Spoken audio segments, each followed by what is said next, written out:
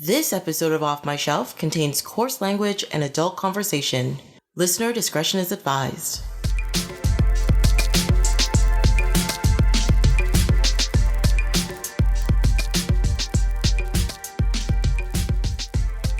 Hello, my name is Tracy James and welcome to Off My Shelf, a podcast about movies that are, well, off my shelf, where we go through my DVDs and talk about the movies in my collection. In this episode, Sarah Behl joins me in talking about brooding upper-class white Americans who like to make problems for themselves with The Ice Storm and Igby Goes Down.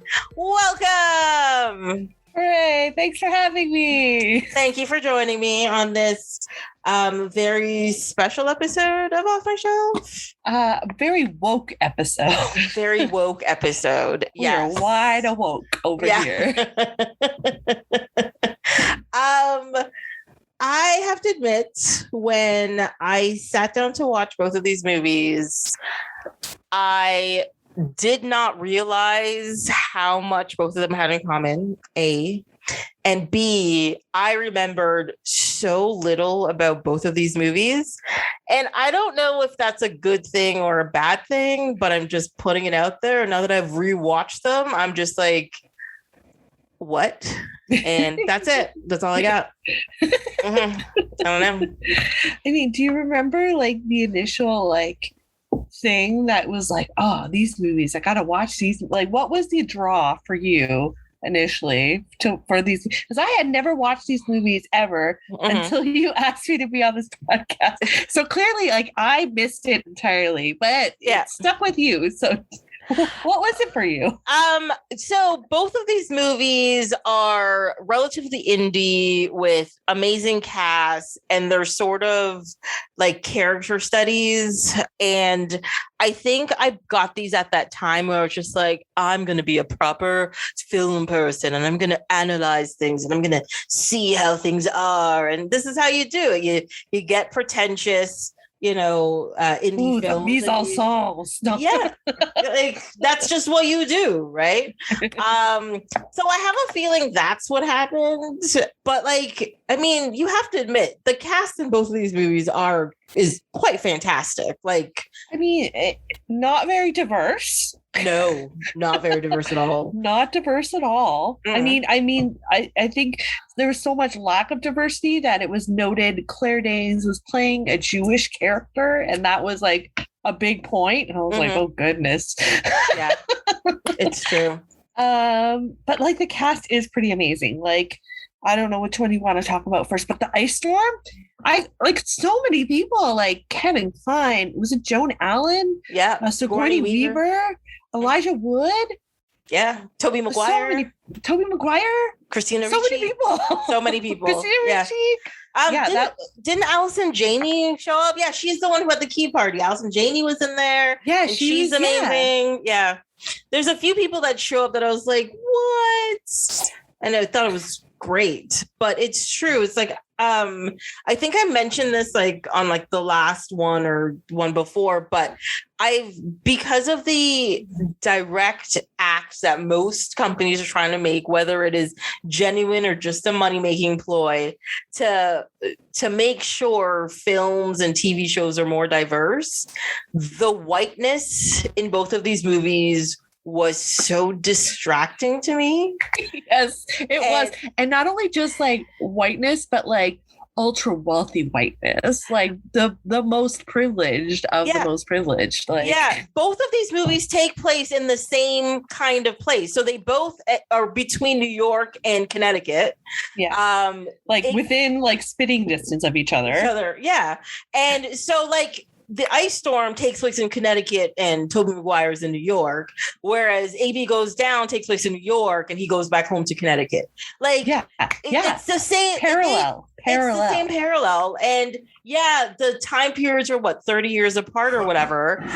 But same story, same themes, same misogyny, same drug abuse, same addiction, same mental health issues, same parental estrangement or parental awkwardness or sexual impropriety. it was all the same topics. And so Yeah. I'm glad to see in 30 years. And then additionally, another 20 or 30 years on top of that, still no progress. So good job, guys. 60 years of not moving the needle even a little bit. Yeah. I mean, watching both of these movies, I thought maybe I was being slightly prudish, but to be honest, like how they treat sex, not just as in like, well, yes, as in women are objects and that's what they're good for. And also the fact that they also make the women in it they're not sexually liberated. They're just like, I'm going to play the game to objects. like satisfy the men. You're just like, you're not doing anything. They're not entirely formed figures. Yeah, their only role really is like sexual availability to the men, or the relationship is sex, but then like they don't have a relationship at all. Outside of that. Well, I mean, you can start with the ice storm because like you have a married couple. The husband doesn't talk to her at all. Like Kevin Kline doesn't really talk to Joan Allen. And then the only time you see them even remotely trying to communicate badly is when there's some idea of sex involved in there, and then he's having an affair with Sigourney Weaver, and she's just like, we're having an affair, I already have a husband, don't talk to me. Like, she doesn't even want to engage with him outside of like the deed. Exactly. And so I'm like, and so at the end of the movie you understand why she doesn't feel great about herself, because I don't know. She's like, I have been just letting myself be used and I'm sick of it and I don't know what to do about it. But at the Joan same time, or Sigourney or Sigourney, actually. Yeah. But at the same time, they didn't flush out her character enough for her to be like, she should be liberated. She should be whatever. She can do anything with her body that she wants to. It's more just like a shame. And you're just like, no, making it shameful doesn't make it better. Like, no. Well, they don't just do that to her, they do that to Christina Ricci as well, right? Like, I never read the original book that this one is based off of, the ice storm is based off, but I was just kind of really struck with how shameful they made all the women roles, right? Like, Christina Ricci is like a sexually repressed and rebellious like teenager, but like in weird aggressive ways. And then like and then they did the same thing to Joan Allen. Like, she at the end, like, she hooks up with Sigourney Weaver's husband, so it was like a switcheroo, but like she like practically assaults the guy, and that was really a weird interaction. And I was just like, why would you be showing like these domesticated women and then all of a sudden out of the blue they're just like, they have all the control? Like, it just seemed like the placement of these women and their actions were just so out of context with the reality of women. No, I absolutely agree with you. The thing is, so on the DVD, they had a featurette. It was like 5 minutes long, and it's just talking to the cast and talking to the director, Ang Lee. And they were talking about how, so this takes place during the Watergate scandal and stuff at the White House, and during like, the sexual liberation is finally starting to happen and all this kind of stuff.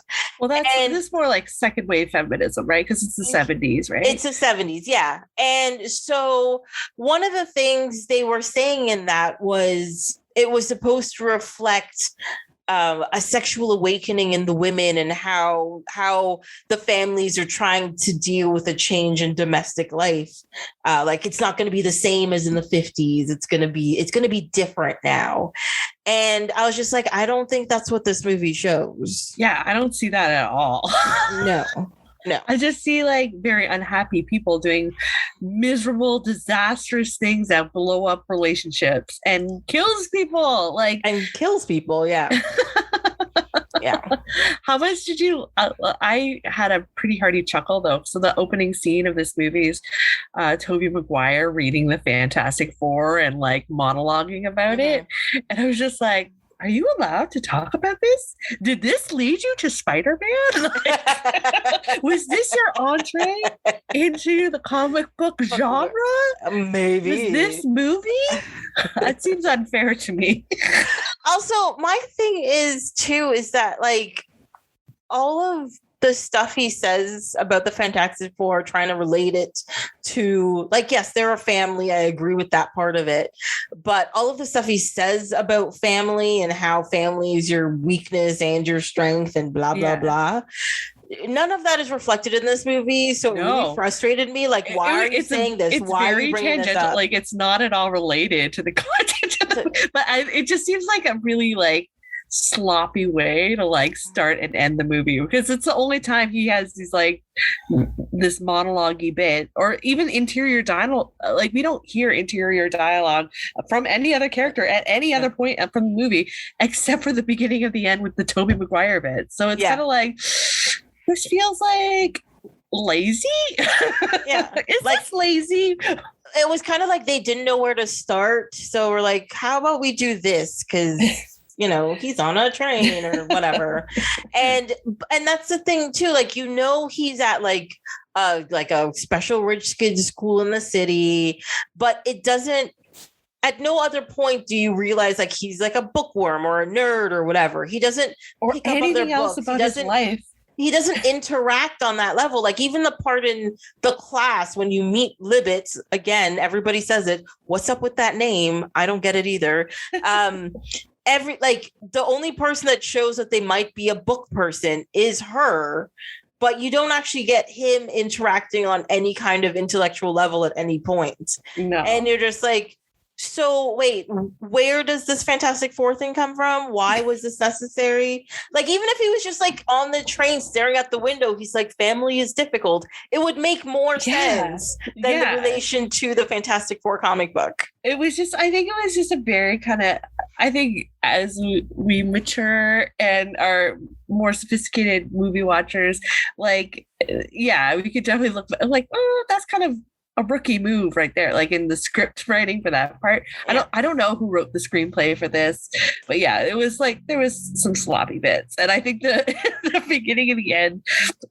I'm glad you mentioned Ang Lee though, because I do appreciate, so I see like where the indiness of the movie comes in with the soundtrack, because Ang Lee and Ang Lee style like infuses that like Chinese flute vibes all over it. All over this thing. And so it's just so glare, and I love that, because it's just everything else about the movie is so white. But then to have like this like pan flute action every so often, and it is very like reminiscent of like a kung fu movie. So every time I heard it, I was like, oh, there's gonna be a fight. Or like I expected it. I never got one, but I was fully expecting like Crouching Tiger, Hidden Dragon action to happen. Like I was ready for it. Some of those branches just bend and they run along them, you know. Go at each other. I thought maybe at the end with Elijah Wood there, like he could have saved himself. No. It's just like, oh no, and then it like jumps away or something. I don't know. Can we talk about that part, or are we just jumping the gun? No, we can talk about that part, because that part kind of confuses me and is also kind of unnecessary and is also kind of mean. Like I haven't read the book. I don't know if you've read the book. Did you read the book? No, I not. So I don't know. Like with anything, sometimes things are lost in translation. And the screenwriter for this is James Schamus, Schamus.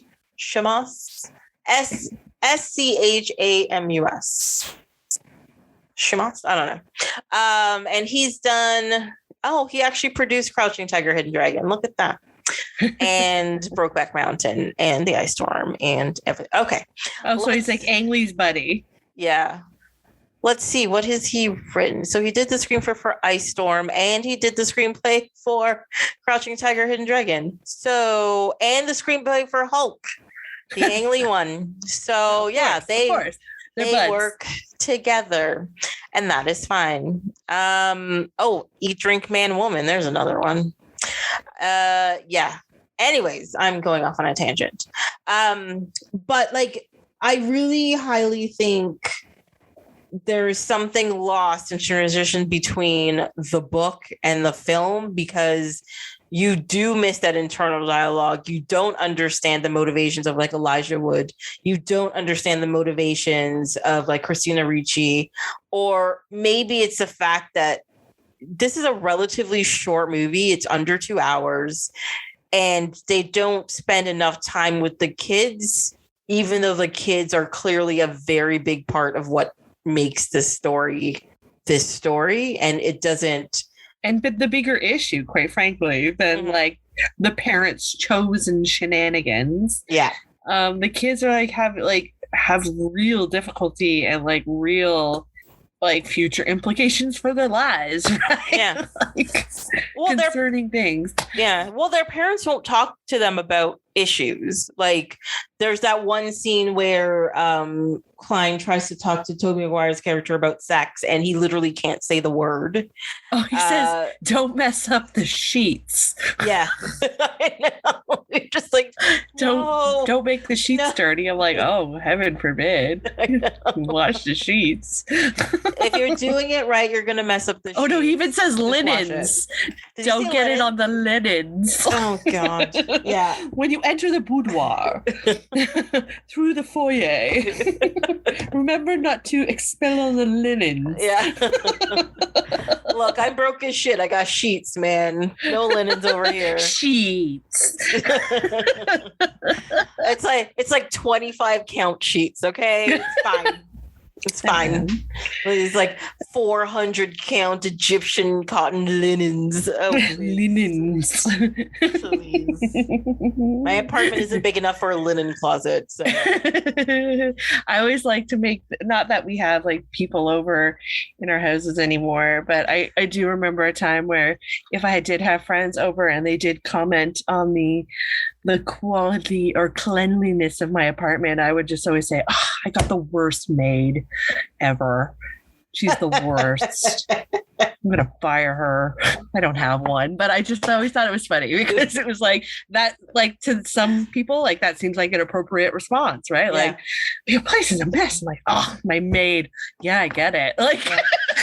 It's true. People think like that. Some people, and I feel like those people are in this movie. Yes. Oh, those are definitely the people in this movie. Those are the people in this movie. No, I think those are the people in Igby Goes Down, because in the ice storm, they are stay-at-home mothers who. Oh, but remember Sigourney Weaver, like her kids are doing their homework. If this was like a real mom, like as a working mother, she would be like, and lived in that giant ass house, she would be racing around, like folding laundry or, making dinner or something. No. She's lounging on her bed, reading a magazine. And I'm like, when in the last 10 years have I had a moment like that? I can't even remember. And I was like, no, that woman has help. Like, yeah.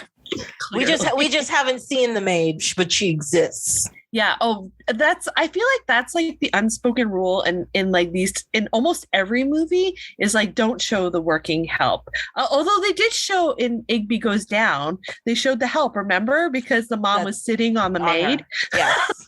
Yeah. That was it was only because it was portraying her, one of like the protagonist's mother's aggression that they even showed the maids. Otherwise it didn't serve a purpose. Well, they can't show that kind of aggression to people on her level. That's social suicide, obviously. Impossible. How dare you represent more than one socioeconomic class in a single film? That's just craziness. Yeah. Gross. Well, that's the thing with the ice storm too. Like that town is so like everybody's apparently on the same level and nobody's below them, nobody's above. And they don't even show, like, I'm sure they go to the grocery store and I'm sure they go to the checkout counter, but they're not even showing those people, right? Like they show, who do they show? The one pastor guy. Yeah. And then they show the pharmacy. They show the pharmacy. Oh, yes. But she was just stealing and then leaving, right? And then it was like, and then it's all interiors of houses at dinner parties of these like upper class people. So it's you don't really get to experience like the whole community, just very select portions of it. Yeah. Well, and I think that is just so bland is the word I want to use. It makes it bland. I found the people, I found the city, I found the clothes they wore, everything was bland. And I was just like, I don't know what you guys are doing. Like, why is this the aesthetic, the blandness? Honestly, I was looking for the excitement as well, like, which is why I was anticipating, I think, the kung fu sequences that never came. Mm-hmm. But it was just like, no, there has to be something more than this. Like, they're just not.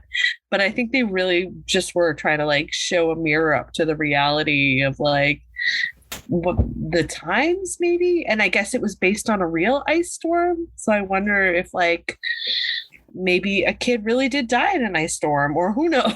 Who knows exactly, right?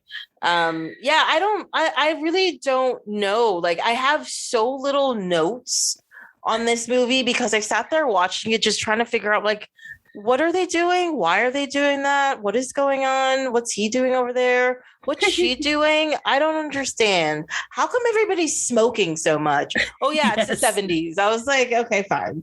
You know, like that's all. I was just like, I just had all these random questions in my brain that I just couldn't articulate like properly by the time I finished watching it. Well, I did.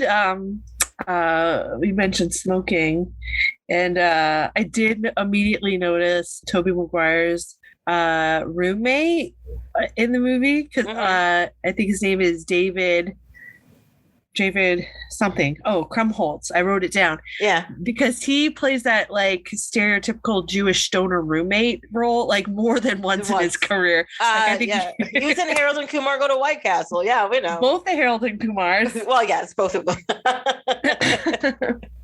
And I just thought that was funny. I was like, oh man, that's unfortunate. Like, this is probably one of your earliest acting roles, and then you have to like do this one more than once. But I guess it got him jobs. So yeah, the only difference between this one is that like he was like a Jewish stoner kid, but this one he got the ladies, where in everything else he's so stoned all the time he doesn't get the ladies. So I don't know. Yeah, so at least there was Jewish characters in both the movies, so there's the diversity. Yeah, there's your diversity. That's all you need.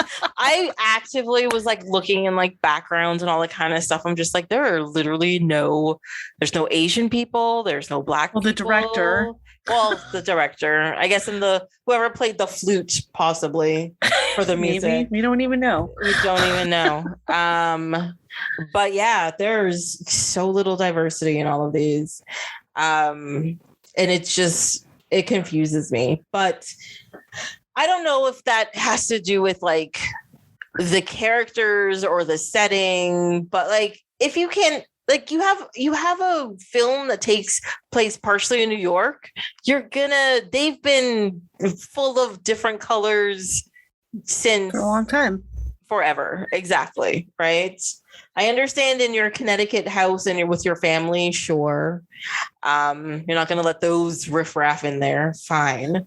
But come on. Please. Just get a couple of extras to sprinkle around in the back. Try a little harder. Try harder. Like, or also like, I think we're at the point now that we're kind of like, so you're suffering if you're a privileged like male person who's like basically winning in everything else in life. You've got the great job, you have a family, you have stability, you have a home, and you have problems, but so what? Like, why do I care? Right? Like, I have problems. My problems are probably bigger than your problems.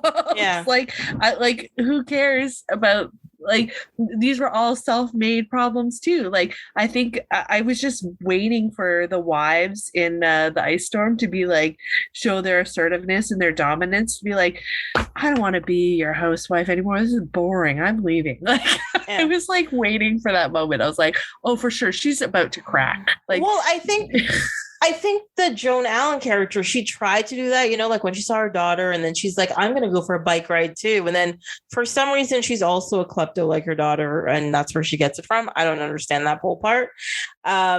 But then she also is like dared at the party, essentially. Yeah. And then she's like, coerced by her husband, really. Yeah.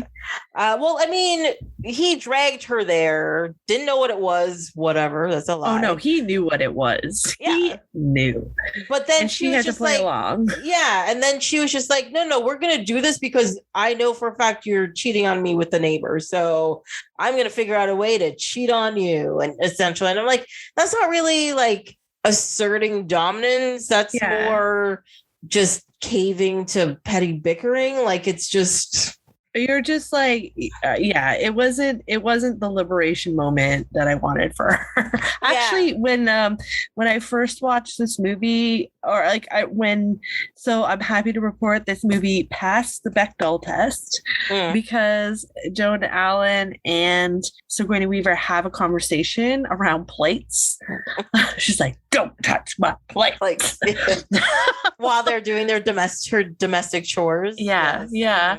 But I was happy for that conversation, only because I thought it showed sexual tension between them, and I was just like, "Oh, are these ladies gonna get together?" Like, now that should have been the twist. That would have been way better. I just like wanted something like their actions weren't motivated by men; their actions were motivated by their own wants or desires or agency. You know what I mean? Like, it was just like, who cares? Like, other people could have Kevin Kline can have his storyline too, but like, let's also give good storylines to the ladies. Yeah. Well, the thing too, at the end of the movie, when he breaks down in the car and everybody has to comfort him, and you're just like, but what about your wife? Yeah. She's been through a whole lot of bullshit too. Like, yeah. I mean, like, I find this whole time she's putting up with your bullshit, and now you're the one who's gonna crack. Sure, and whatever. And are you even going to apologize now? Because I think you realize that you might need to, but nope, that's not the realization. That's not going to happen. But I also find it really interesting how they make Tobey Maguire's character like a focus, like starting and ending with him, and his storyline is the lamest, most pointless storyline. Like, he just doesn't do anything, you know, and literally all he does, he's like, he pines about this girl. Then he goes to her place in the city, and she passes out in his lap. And he spends a lot of time going, should I do something when she's passed out? Or shouldn't I do something when she's passed out? I'm not going to do it. Like, it took them way too long to be like, I'm going to pick her up and be a good person. Katie Holmes. It was Katie Holmes. It was Katie Holmes. Yes. That scene took way too long, personally. Yeah. Oh, yeah. That was torture. It was just like, if it hadn't have gone the way it had have gone, I probably wouldn't have watched the rest of the movie, honestly. I'd be like, I'm out. Goodbye. And to be honest, if that did happen, because I did not remember any of it. So I was just like, oh, God, it better not happen. Oh, please don't do no. And then it didn't. I was like, okay. Real on the edge. And that was torturous, because you're just like, I don't want to see this. I didn't anticipate this as being a part of the movie. And there's already been so many other violations towards women that I'm not happy about. Like, that would have been icing on the cake. Like, nope, no more of this. Goodbye. Right. Exactly. Like, how uncomfortable with you with the level of sexualization they did to Christina Ricci in this movie? Like, I was so uncomfortable. There was a long, like, held close-up screenshot of her ass crack that was entirely unnecessary if she was depicting a 14-year-old girl. Like, even if it was through the boy, like, a boy's perspective. POV of like looking over the shoulder of the forbidden glance. But why the hell did that camera need to stay there for so long? Like, we get what he was doing. Like, I don't need a close-up shot of that ever, especially when it's depicting an underage woman. Like, that's not legal even. Like, what the hell? Well, that was unnecessary. Yeah, one thing I found about the movie too is that, like, the kids are not portrayed as kids their age. Like, no, until later on when you're just like, oh, he's only like, Tobey Maguire is playing a 16-year-old. Christina Ricci's playing a 13-year-old whose birthday is coming up soon and she'll be 14. Yeah. And you're just like, no, you guys come across as like 25 17. Yeah. Like way older, right? Yeah, I'm not saying that's okay, the way they sexualize her at any age. But their ages were specifically referenced. So like that's such a shitty thing to be like, no, this is an underage person, but we're still gonna make you do all this weird sex stuff anyways. Like, screw you. Yeah. Like, and it was just kind of like weird and whatever. And like, I know women come into their sexuality and she's sort of, her character is sort of being portrayed as owning her sexuality, but really it comes across as she's kind of a sexual deviant and nobody's stopping her, and you're just like, this is crossed a line that's not right. She's perpetrating crimes onto other children, like, so she's like very much an aggressor and a bully, and she in need of like serious mental health intervention. And I guess like they wanted to show the extreme because they wanted to show the extreme reaction of Kevin Kline, then having to address it with her, which he says something like really stupid, like I can't even remember. She's wearing a Nixon mask and she's managed to convince the guy to like get on top of her. And he just says something like, that's not appropriate or something like that. And then he carries her home like a little girl. And it was just like, why? Why is this depiction? Like, I can understand like those are, maybe it's supposed to be reflective of a real life relationship and like how the father can't communicate with the daughter, but it's just like, it's perverse and weird. It goes in unnecessary weird places. Yeah. Well, the thing I got from it is the reason why he's so mad, as all parents are when their kids finally, find sex or whatever, whether they're a boy or girl, is that, oh no, my baby's growing up. And I think that's supposed to be the juxtaposition, be like, she's not old enough. She's still my baby, essentially. And that's how he wants it to be.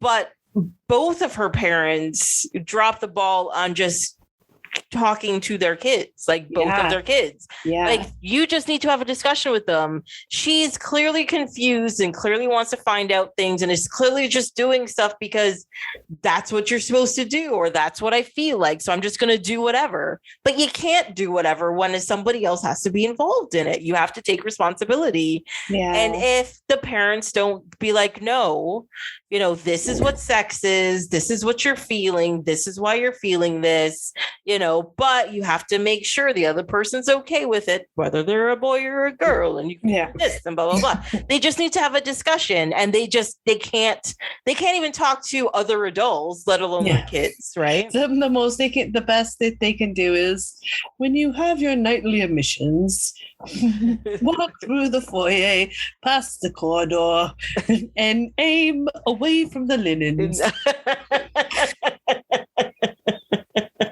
No crusty linens for you. Yes. The maid only comes once a week. She doesn't get any screen time in this movie. No, she doesn't.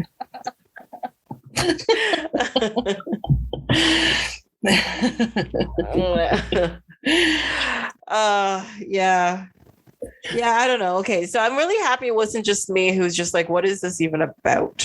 What is this movie? Why are the men so terrible to women?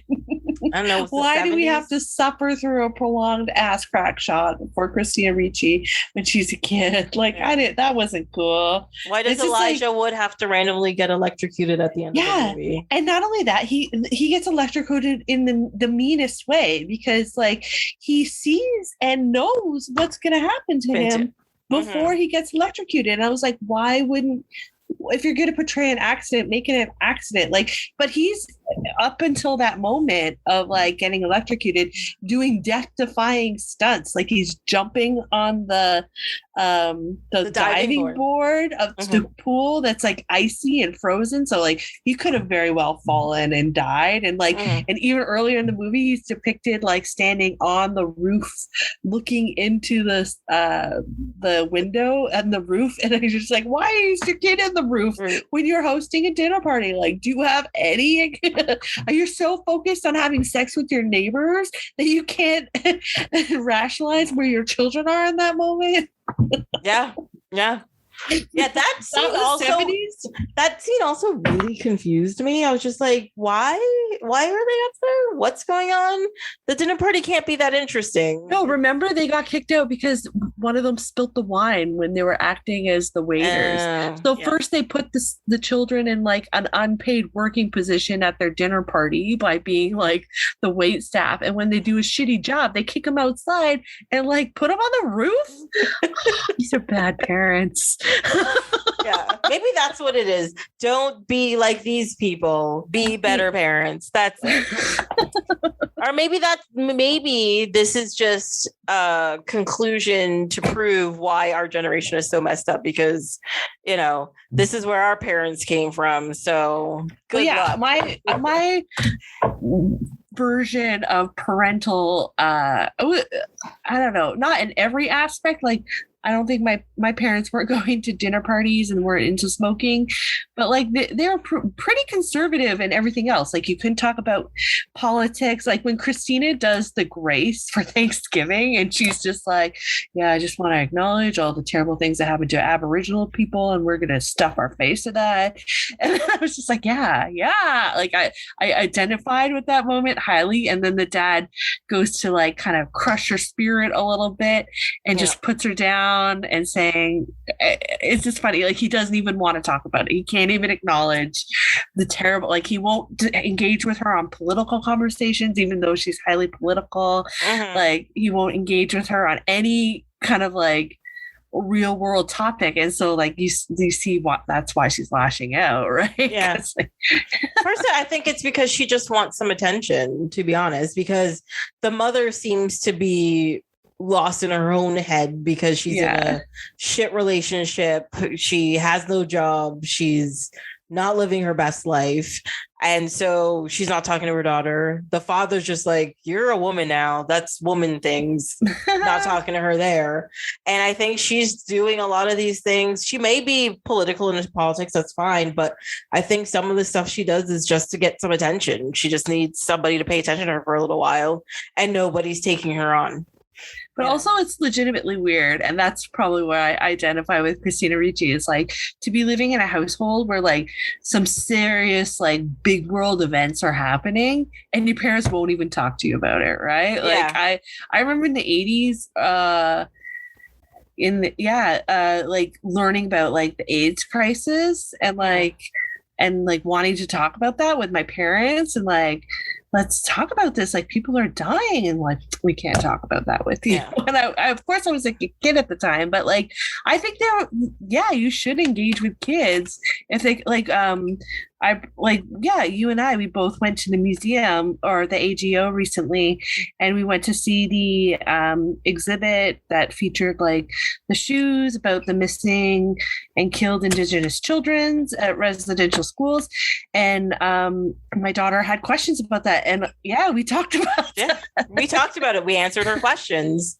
And and the thing is, people are just like, oh, we have to protect kids. Yeah, you do. But if a kid has a question, there's nothing wrong with answering it. It's not like they're just gonna they just want to know. Like they're in a curious time in their life. They just need information. They want information. They want to know, they want to be able to form opinions based on knowledge and things that are out there. And the people they trust the most is their parents. So they want you to be like, tell me about source. Answer the goddamn questions. Like even today she had a question for me about there was she heard about the shooting at Yorkdale Mall and she had questions like, what do you mean there's a shooting? Was anybody hurt? Like what was happening? And like to just give her some of those details, I think like kids are trying to understand the world too, right? Like they don't want to be fearful of the unknown, but they also need to know all details about the world that they're living in. And like gun violence is a reality. Like I don't think I'm not imposing that on her. That's just something in her world that she's curious about. So like I'd rather have a conversation with her about that than her going to YouTube and just typing up gun violence, like and then watching a bunch of stuff. Yeah. Exactly. Watching like a bunch of people get shot in the face. Like, no, that's not helping the situation. That's just putting that's like warping people's minds or fear mongering, misinformation. Like it's the biggest threat in our modern society, as you see with vaccine rollout, is misinformation and the fear it culminates in our society. It does. And I just think it's one of those things where like people just need to learn to talk to kids, right? Like I remember there's this whole thing about remember a couple of years ago they were revamping the sex ed curriculum and stuff, and then people are all angry. They're like, well, what am I gonna tell my kids about like gay people? I'm like, tell them they're gay people. What? That's not a question. They're like, yeah, but how do I explain that? But like, sometimes a man loves a man. Sometimes a woman loves a woman.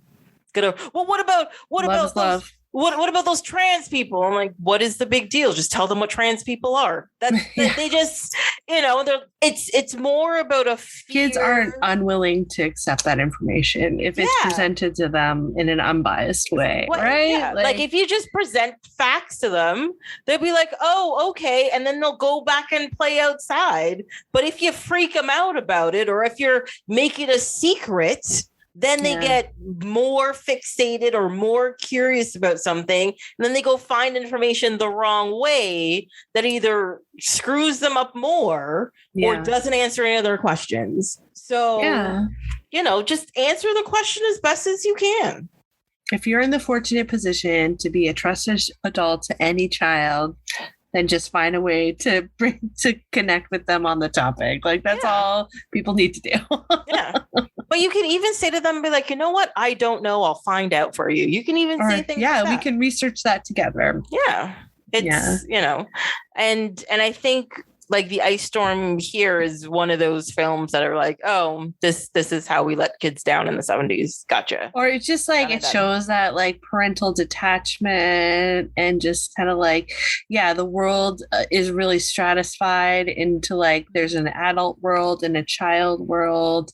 The child world is highly unregulated and prone to like problematic things, even the drug use and the like a pretty young age, and like and the sexual weird sex stuff is pretty young too. It's just like, oh, this is avoidable. This is all avoidable. Yeah. Terrible. And that's if they have sex ed in schools. That helps as well. Yeah. Just somebody needs to be like, there needs to be something broaching the kid world and the adult world. You can't keep them separate, because all of a sudden you're going to have a whole bunch of kids who are suddenly adults who can't function, which we've already seen that happen. Oh yeah. So like, and this is one of the biggest problems that we're having, is that you have all of these kids that are becoming adults, but they can't handle the adult world. They're like, I don't know how to make toast. You're just like, really? Toast? Like, I'm not asking you to make a 4-course meal. Just make yourself breakfast. Can't do it, I don't know how to pay a bill. What do you mean you don't know how to pay a bill? It's I don't know how to. No, everybody knows how to shop online now. That's fine. I don't know, but like, you know what I mean, right? There's so many people who they're out of college, or they're just going to college, or out of their parents' house, and they're just like, how do I function? They have no idea. And it's because of stuff like this. It's just parents not teaching or interacting or just taking interest. Like I know there's problem kids. I know sometimes it's not the parents' fault. I'm not blaming parents for everything. I'm just saying, if you don't do what people did in this movie, then you're probably fine. Your kid might be alive through the ice at the end of the ice storm. They won't get accidentally electrocuted after doing a bunch of death-defying stunts. Mm-hmm. Yeah, like he's just like fully like sliding in the middle of the road. Yeah, and I'm like, why is it at night? Lying down on the road at nighttime, like you have a death wish. I mean, he kind of gets it, but I must admit that scene was kind of hard, though. It really was kind of hard.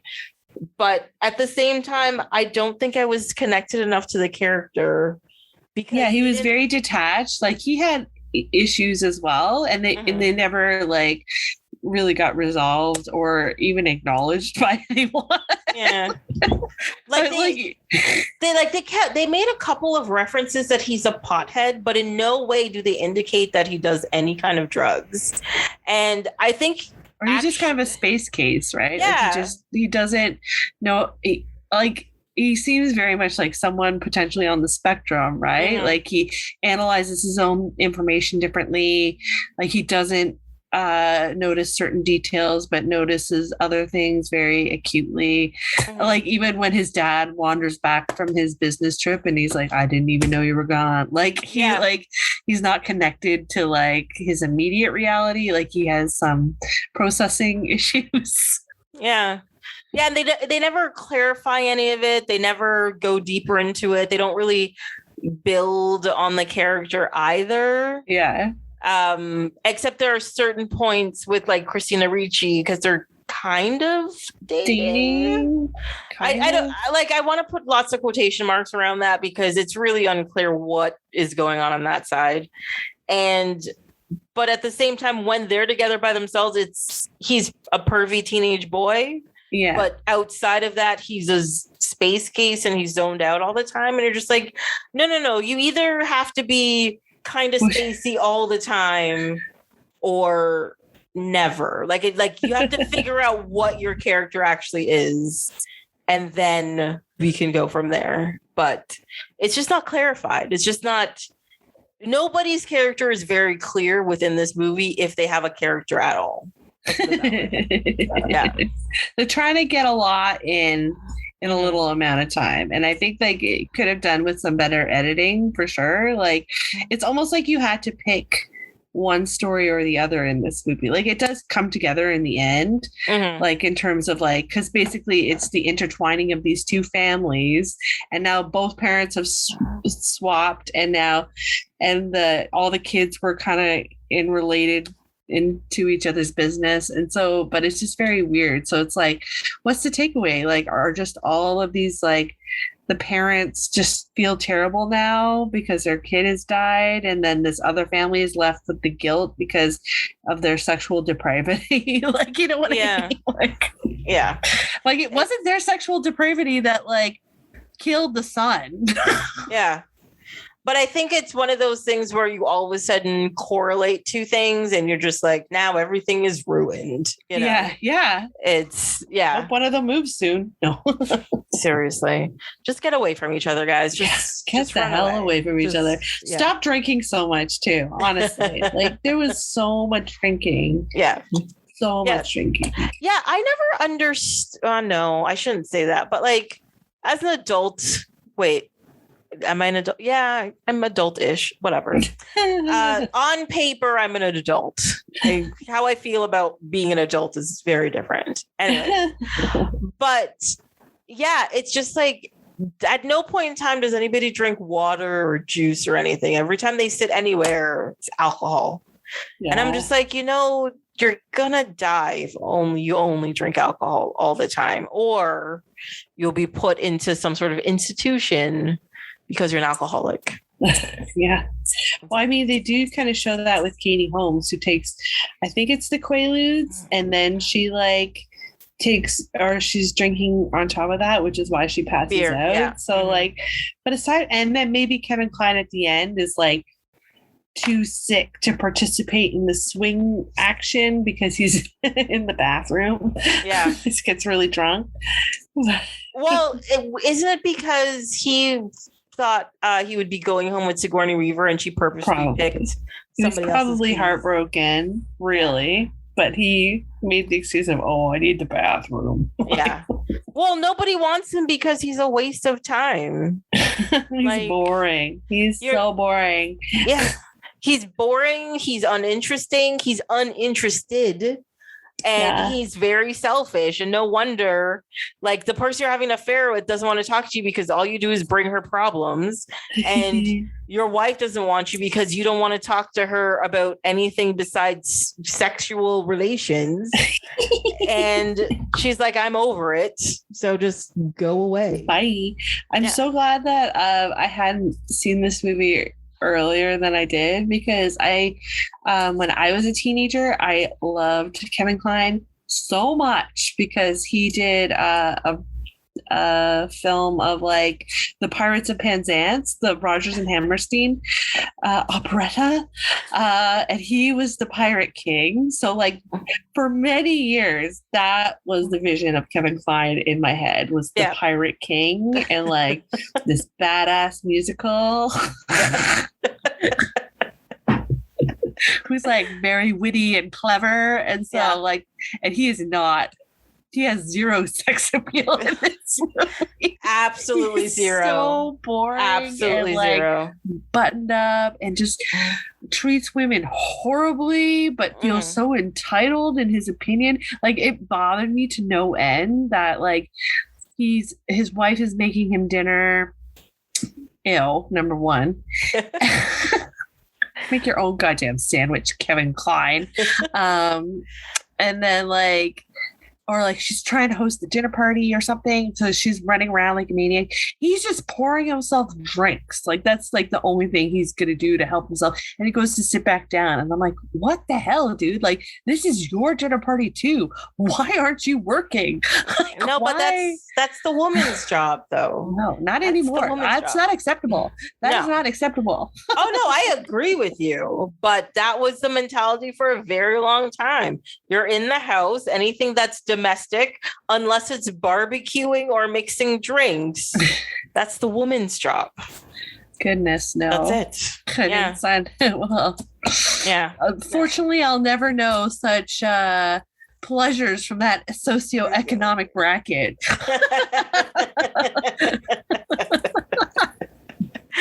Yeah, you and me both. Right? Yeah. No, I'm not. I wasn't down for any of it. Nope. Like, there was so much of the movie where I was just like, is this just a rich people thing? Okay. Can I tell you the most unbelievable part of this movie? Sure. The part that like took away the fantasy for me. So when they're at the party, the dinner party, that they're doing the keys and the bowl thing, and they're announcing, this person and this person. There's so after each person gets their key selected, they leave. And I was like, never in a million years. Everyone would stay until the very end to see who got whose keys. They weren't gonna. That's like the best part of the.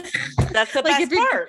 Like, if you're going to a key party, like, well, I mean, that's your choice. That's never going to be my choice, but that's going to be your choice. That's fine. Do whatever you want, but you want to know who left with. Yeah. Also, in that same scene, a thing that made me very sad was there was one quote unquote fat woman. Yes. And as soon as she picked the key, all of the guys were like groaning, and the guy whose key she picked was just, at first he was trying to hide it, and then he was like, "Oh, it's me," and everybody was just like, "Oh, I'm so sorry." Like, why? And honestly, of all the women participating in this, she looked like the only one that was like raring to go. You know, like everyone else was like, I feel coerced and weird. But this one woman was like, yes, hell yes, I'm owning this. We are doing Sign me up. Yeah. And like, I don't know. Honestly, like, which partner would you prefer? The one that's all tentative and hesitant, or the one that's like, yes, we are doing this? Like, yeah, exactly. She could be a very lovely person, who is, DTF, okay? Right. He's clearly She's down DTF. to clown. Down to clown. So I mean, like, honestly, what does it even matter what she looks like anyways? Like, you're going into a dark bedroom, like, get over yourself. Why do you think you're the pick of the litter yourself, sir? Yeah. What if we looked at you and was like, I'm so sorry, honey. Oh, like, no. But yeah, like, I think that just showed another typical level of classism where you're like, you don't fit into the mold. Therefore, or like, ostracized on some level or microaggressed against in some way. I just watched, it was a really terrible movie with Anne Hathaway and Rebel Wilson. I think it was like a remake, The Hustlers. Oh, yeah. It's a remake of Dirty Rotten Scoundrels, except with ladies. Exactly. Yes. I was so entirely disappointed by that movie with how many fat jokes they managed to squeeze in there. And I was just like, this lady is a badass, like, actor. Can you not leave her the fuck alone? Like, even she had to make fat jokes about herself in that movie. And I was just like, no. I just felt bad. Like, why wouldn't you be allowed to say, like, you know what, this is a really shitty line and I think we can come up with a better one. In fact, I've written a couple here for your consideration. Like, that just made me so mad that had to be included in that movie. Yeah, that's one of the reasons why I really like Melissa McCarthy movies lately, especially like Spy, which is like a comedy spy movie. So funny. So good. So funny. The thing is, I think there's like one fat joke in it where somebody says at her meanly and she kicks their ass, right? Yeah, she does. She never self-deprecates about her body. Like, she doesn't think she's good enough at her job and all that kind of stuff, but she never self-doubt is one thing, but like blatantly like body shaming yourself in the movie, like, that's entirely different. Yeah, and she never does it. Nobody holds it against her. Like, lots of people show up and they're like, you're gonna fight me, and she fights them, fine. But that's one of the things I really liked about it, where her size wasn't the joke on the table for the topic. Yeah. You're just like, oh no, she's a spy. And the thing that's funny about it is that she's doubtful about her ability to spy. Yeah. That's the joke. It's not like, I'm a fat person who spies. No. Oh, me so clumsy. Yeah. No. Like, and I loved that about it. No, it was awesome. I did like Spy a lot. Mm-hmm. It was really funny. I was so surprised I liked that movie as much as it took me forever to watch it. And finally it was on one day. I was like, fine, I'll have a look. And I just laughed and enjoyed it. And I was like, oh my gosh, Jason Statham. How funny.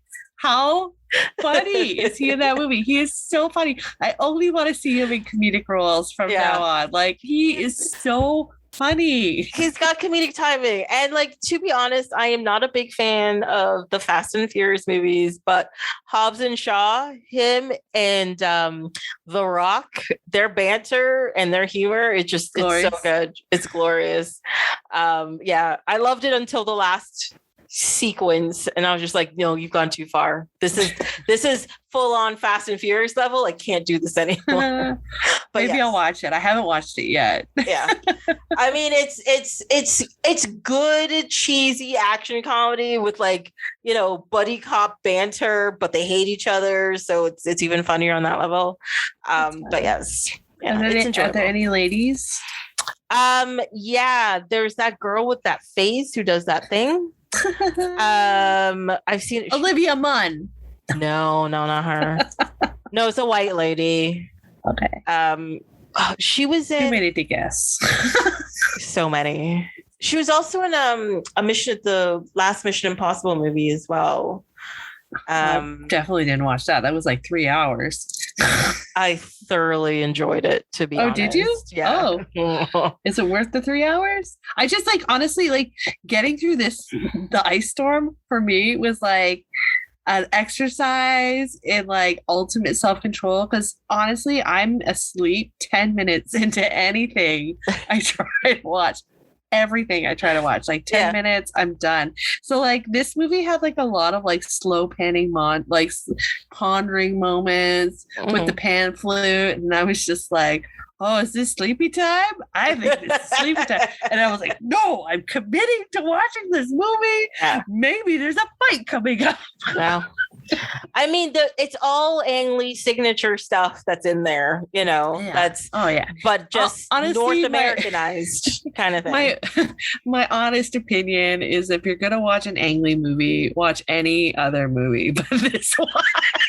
I will agree with that. Oh my god. Any other one would be better than this one. Not because it's a bad movie, just because it's like the topic is hard to relate as a woman in 2021.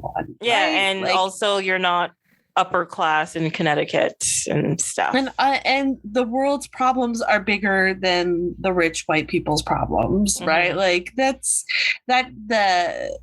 we've moved on. We're doing other things now. I think we all agree. But the other thing we're doing is we're going to continue talking about those rich white people problems with Igby Goes Down, because fucking hell, man. More white people problems. It's so many more white people problems. Like, I don't know. At least more stuff happens in this movie. At least I can say that. Stuff happens in this movie? I think more things happen in this movie than in the Ice Storm. I mean, I think there's more characters in the Ice Storm, which is why a lot of stuff doesn't happen, because they spend too much time jumping between the characters. Yeah. But like, I don't think very much happens in Igby Goes Down. I don't know, man.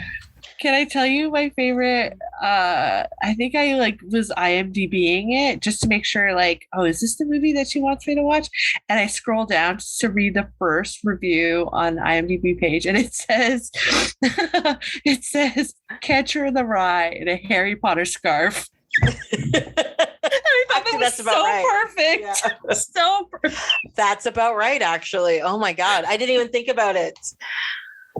Like, first of all, I fucking hate Catcher in the Rye. I don't know why people love it so much. I feel like this is like the director who also wrote this. This was like him trying to do Catcher in the Rye. Like, it feels like that. Like, it 100% is like, yeah, this is my debut film, and I'm gonna do like my J.D. Salinger moment. And like, hold on, I'm just gonna say this. The first trivia note is the film is loosely based on J.D. Salinger's novel, The Catcher in the Rye. It 100% feels that way. It 100% feels that way. Yeah. I don't know. I mean, I know I shouldn't complain about the book Catcher in the Rye because I never finished it because I hated everything about Holden Caulfield. Well, it sounds like you were having your own Holden Caulfield moment about Holden Caulfield. You know, like I just fully gave up on it. I was just like, no, I can't. It was never worth finishing. No. I was like, why do people like this? It's a bunch of privileged garbage. Like it's basically like another thing of like, you know, like I'm like, oh, we're just gonna make these extremely privileged people like that are just connected and unconnected to society revel in their own issues some more. I'm like, no, like we need to grow away from this. We can't like, perpetually accept this for all of time, because that's not acceptable behavior anymore. But I don't think. The thing is I don't think it was ever acceptable behavior, but if you're rich enough, people will accept anything. And that's what they're kind of portraying in this. Like the entitlement. Like the whole thing with what is it? Jeff Goldblum and Amanda Peet's character, where, you know, essentially he has sex with her for rent. You know, and you know, she's like his kept woman, but as soon as she's an artist, she's an artist. Is that what it is? Are we sure that's what it's definitely like a little bit of like a La Boheme nod of like, you know, building or romanticizing the poverty of artists, right? Like it's totally that. Like, I'm surprised, honestly. I thought she was going to die at the end. She practically does die at the end because she's like overdosing and he moves her off the toilet to go to the bathroom and then we never see her again. And so I'm like, okay, I'm assuming she's dead. Well, that's what would happen. But he doesn't care. That's the thing. He doesn't even care. He doesn't care about anybody in his life. Like, he cared enough to be like, hopefully she's not actually dead, but doesn't care enough to make sure she's going to be okay. Yeah. There's no reason. I got my money now. My mom is dead. Just make sure, obviously this person who put me up in her apartment is fine. I'm going to California now. Yeah. You know, like it just doesn't and that's the thing. I think like Igby, you're by the end of the movie, you're supposed to feel slightly sorry for him, but you don't. Like I just like my first like or second or third, anyways, fourth note about Igby is just aggravating. And he deserves getting smacked around, to be honest, like because he doesn't learn. He's not cool. He's not interesting. He's just a dick. Yeah. I mean, he has catchy one-liners. I do really catchy. I don't know. My favorite one was like he's introducing his brother Ryan Phillippe. Yeah. To Claire Danes, and he's like, what does he call him? Something like, I don't know. He has like a really imperialist. He's like economics. He's like semantics. So like that's funny. Yeah. But like you can't just be charming and expect me to feel emotions for you. Mm-hmm. But that's the thing. Like, yeah, he has some pithy one-liners that you might giggle at and everything. But I don't find his character charming in any way. Like my whole thing about like even Amanda Peet and the Claire Danes character and all this kind of stuff. I'm like, I don't understand why people are just like, yeah, you know what, I'll help you. I'd be like, you're a fucking moron. Get out. Like that would be my first look thing. At you with your leather achete case. Get the fuck out of here. Yeah. Like what are you doing? He's literally sitting on the sidewalk trying to sell his silver spoon set, like it's like travel bags. Yeah. So he could get money, and I was just like, that's the extent you're willing to go to get money? Like, just show off how privileged you are? Like, get out of here, Kieran Culkin. That's so obnoxious. It was very obnoxious. But his idea of being poor is just not going home. Like, though his mother was a pain in the ass, they live in a giant house and she accepted him back home every time he went. So he didn't have to be poor.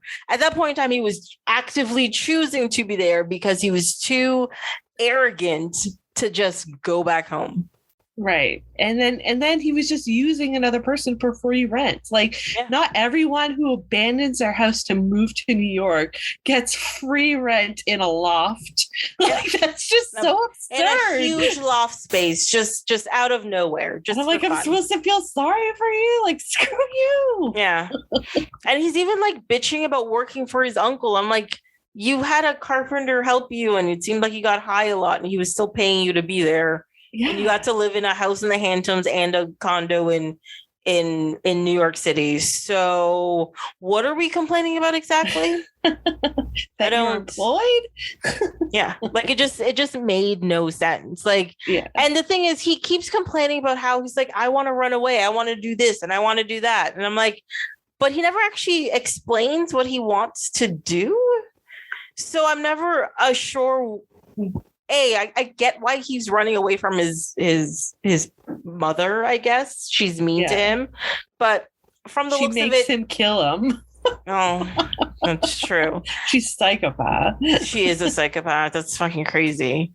But the whole time she was in this movie like that, I was like, damn it, Janet! Like, I thought you learned your lesson already.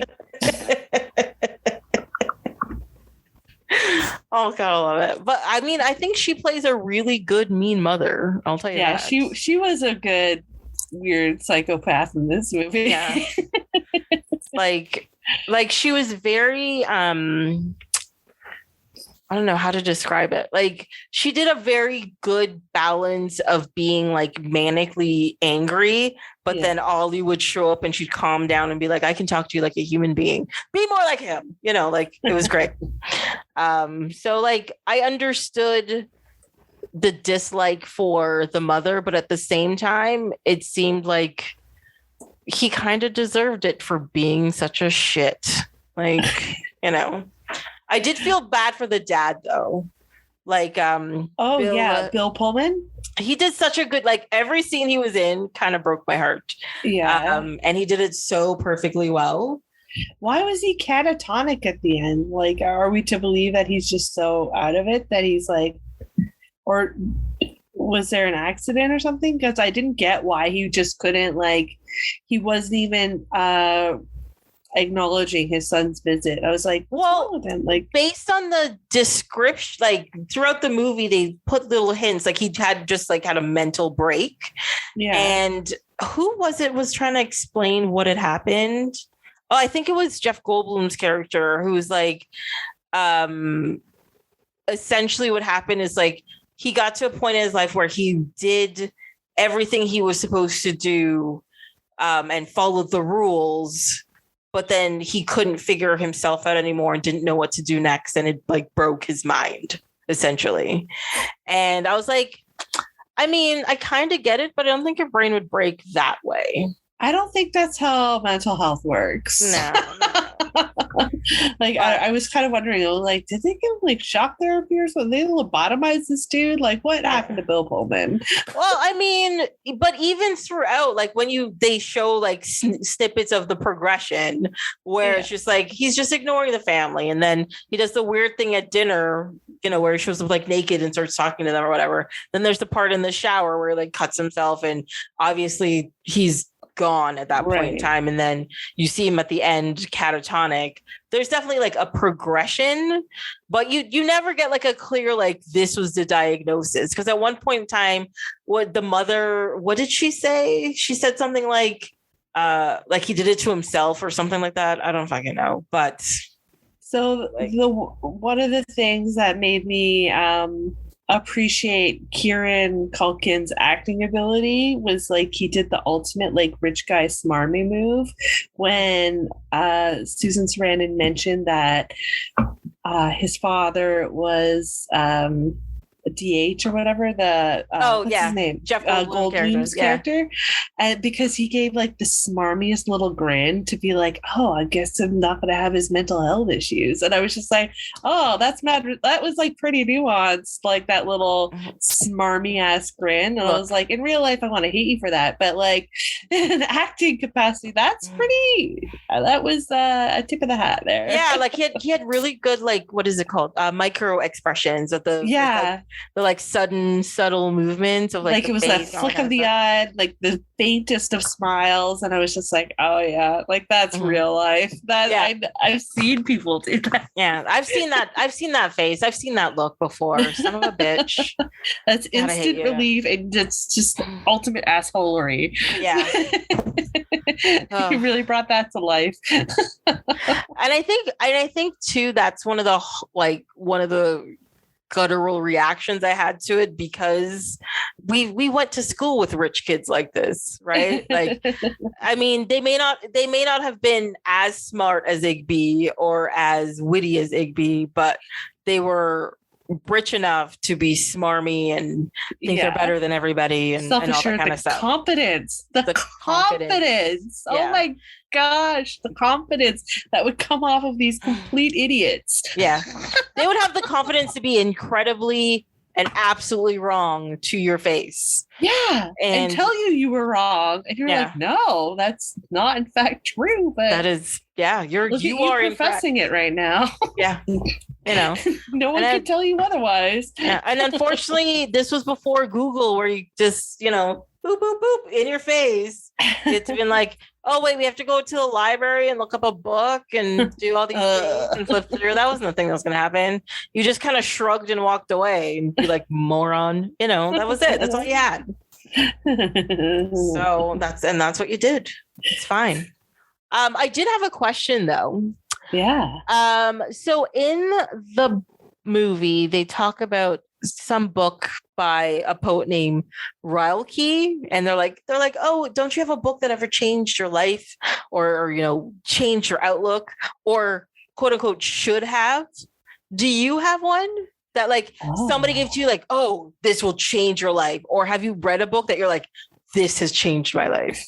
You know what I mean? Oh my gosh. Oh, put me on the spot. Okay, I'm just gonna like tell you the most recent one, only because like I just finished reading it and it did change my life. I thought it was really good. The book is called Troublemaker, a Fear Fighter Manual by Luvvie Ajayi Jones. Okay.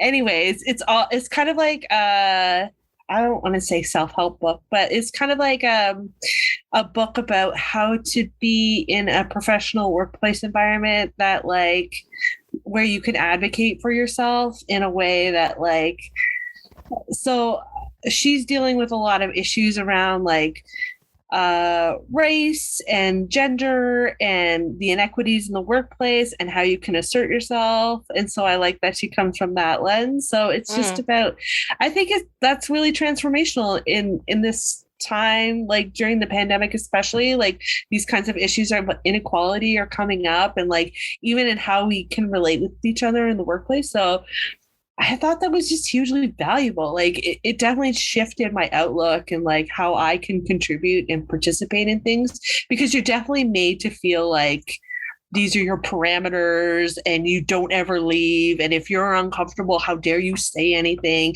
If you're having emotional response to something someone is doing to you, that's your problem. You know what I mean? Yeah. Like, it's like, I feel like we are meant to internalize, and I think that's a theme in both of these movies too.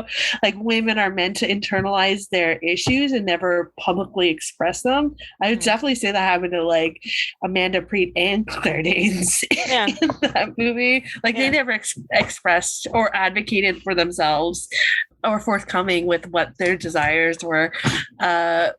Maybe Amanda Peet, but she was high. But yeah, that's one of my recent transformational books. And it's called Professional Troublemaker, and I highly recommend it. Okay, I would definitely look that one up. That sounds interesting. I mean, I feel cynical saying this, but like I have been given books or told certain books, but like this will change your life. I remember I read the Alchemist. And people are just like, oh my God, it's so transformational. It's so this, it's so that. And I read the book and I was like, why?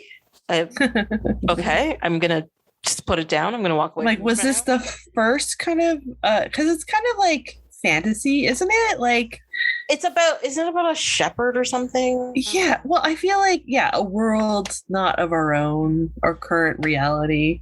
Yeah. It's fantasy-ish to me.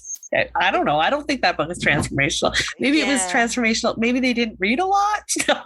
Maybe. I don't even know. Like, but like a lot of people at the time, it like they're just like, no, man, it's just gonna expand your mind and you'll understand your world and make you think and blah blah blah. And it was a short book, so I was like, sure, I'll read it. You know, it's not like a giant tome or anything. I'm trying to remember that stupid book that people say they've read but nobody's ever actually read. But so I was just like, Ulysses by James Joyce. Maybe that one too. I don't know. Definitely that one. But it has no punctuation in the last chapter. Just saying. So it's just one run-on sentence? It is. Oh my God, that would drive me nuts. It's torture. I would sit there being like, and a comma and a period and fuck you, colon. James Joyce. Now I know why they called you blind. But yeah, this book, I read it and I was just like, it's a fine story. It's well written, but not transformational in any way. Do you remember how people freaked out about Life of Pi? And just like, I remember that being like the buzz book for a long time. And just like, oh, such a twist. And I was just like, no, I knew at the beginning the whole thing was an allegory. Like, I get it. Like, yeah. Like, actually, Yann Martell, during that buzz, because you know me, I hate things that have buzz at that time. And I just do whatever else. So I decided to read one of his other books, which I thought was amazing. I think it's called You, and it's sort of like it's Orlando-ish, where it's like it's one person who is transforming into different people like throughout, like, so the man, well, it's called Self, not You, Self. Oh, okay. And I loved that book. I thought that book was amazing. So cool. And it's just like to me, it was like a better concept. Like I waited to watch Life of Pi when it became a movie and I watched it. I liked the movie. The movie was fine. Yeah, it was a good enough movie. It was just like, it was so hyped up, right? Like, it was like, it could never live up to that expectation. And I was just like, I don't know why people are freaking out about like it was. was okay. So Yeah. funny. So I'll tell you what I'm reading right now. I just think because you'll think it's funny and appreciate it, and it's kind of related to your book on transformation, but it's the Metamorphosis, except it's the Meowmorphosis. Wait. Oh, I keep blurring it out. Is this the same guys who did like what is Pride it? and Prejudice and Zombies? Yeah. Yes. Oh, so awesome. it's the Metamorphosis, but instead of the fly, it turns into a cute kitten. And so like the only things really about the text are like that have changed are the descriptors of like the fly. Yeah. And so like even like the first sentence is like, one morning as Gregor Samsa was waking up from an anxious dream, he discovered that he had been changed into an adorable kitten. Okay, now I have to read that one now. Okay? I'll lend it to you. If I could read Pride, Prejudice and Zombies, I think I could Meowmorphosis. I could read. It's fun. Well, I enjoyed like I like Kafka. Like I'm always down for like some weird stuff. And I had already read the other one and The Fly. Like that's a great movie, right? Like love The Fly. Yeah, another Goldblum classic. Mm-hmm. I was shocked how much I hated Jeff Goldblum in this movie. Yeah, I think that in this movie, he was so smarmy and such an asshole, and like he was despicable. He was. Yeah. I remember the first moment when you really are introduced to him in the movie, where he was sitting down at dinner, and he's talking, and the kid is kind of purposely being like antagonistic in the conversation, saying like his roommate recently committed suicide, and he was trying to trigger a response out of them, and he's all he could say is like, well, some people need to die, like something like totally Scrooge, like reducing the surplus population. Like, no, wasn't it that like some people need to fail so we can learn to be better or something like that? It was something along those lines. Totally just something like rich pretentious asshole comments, right? And I'm just like, oh, it's like Dickens level asshole. Like well, because he was even going on about what was it that family should be treated like a company, and contracts between like your kids and your wife, and so where in the contract is he allowed to beat his child? Well, exactly, right. So I didn't read the contract. I don't know where it is in there. That's breach of contract, sir.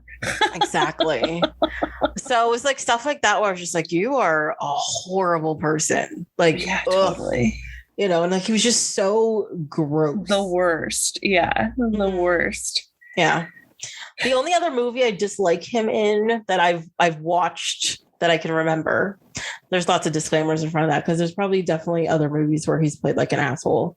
But in Life Aquatic, he plays like Zizou's like mortal enemy, and there's the part where like he just like there's the dog and he like smacks the dog with a newspaper, and I was like, I hate you. Oh, like that was unnecessary. Yeah. Oh.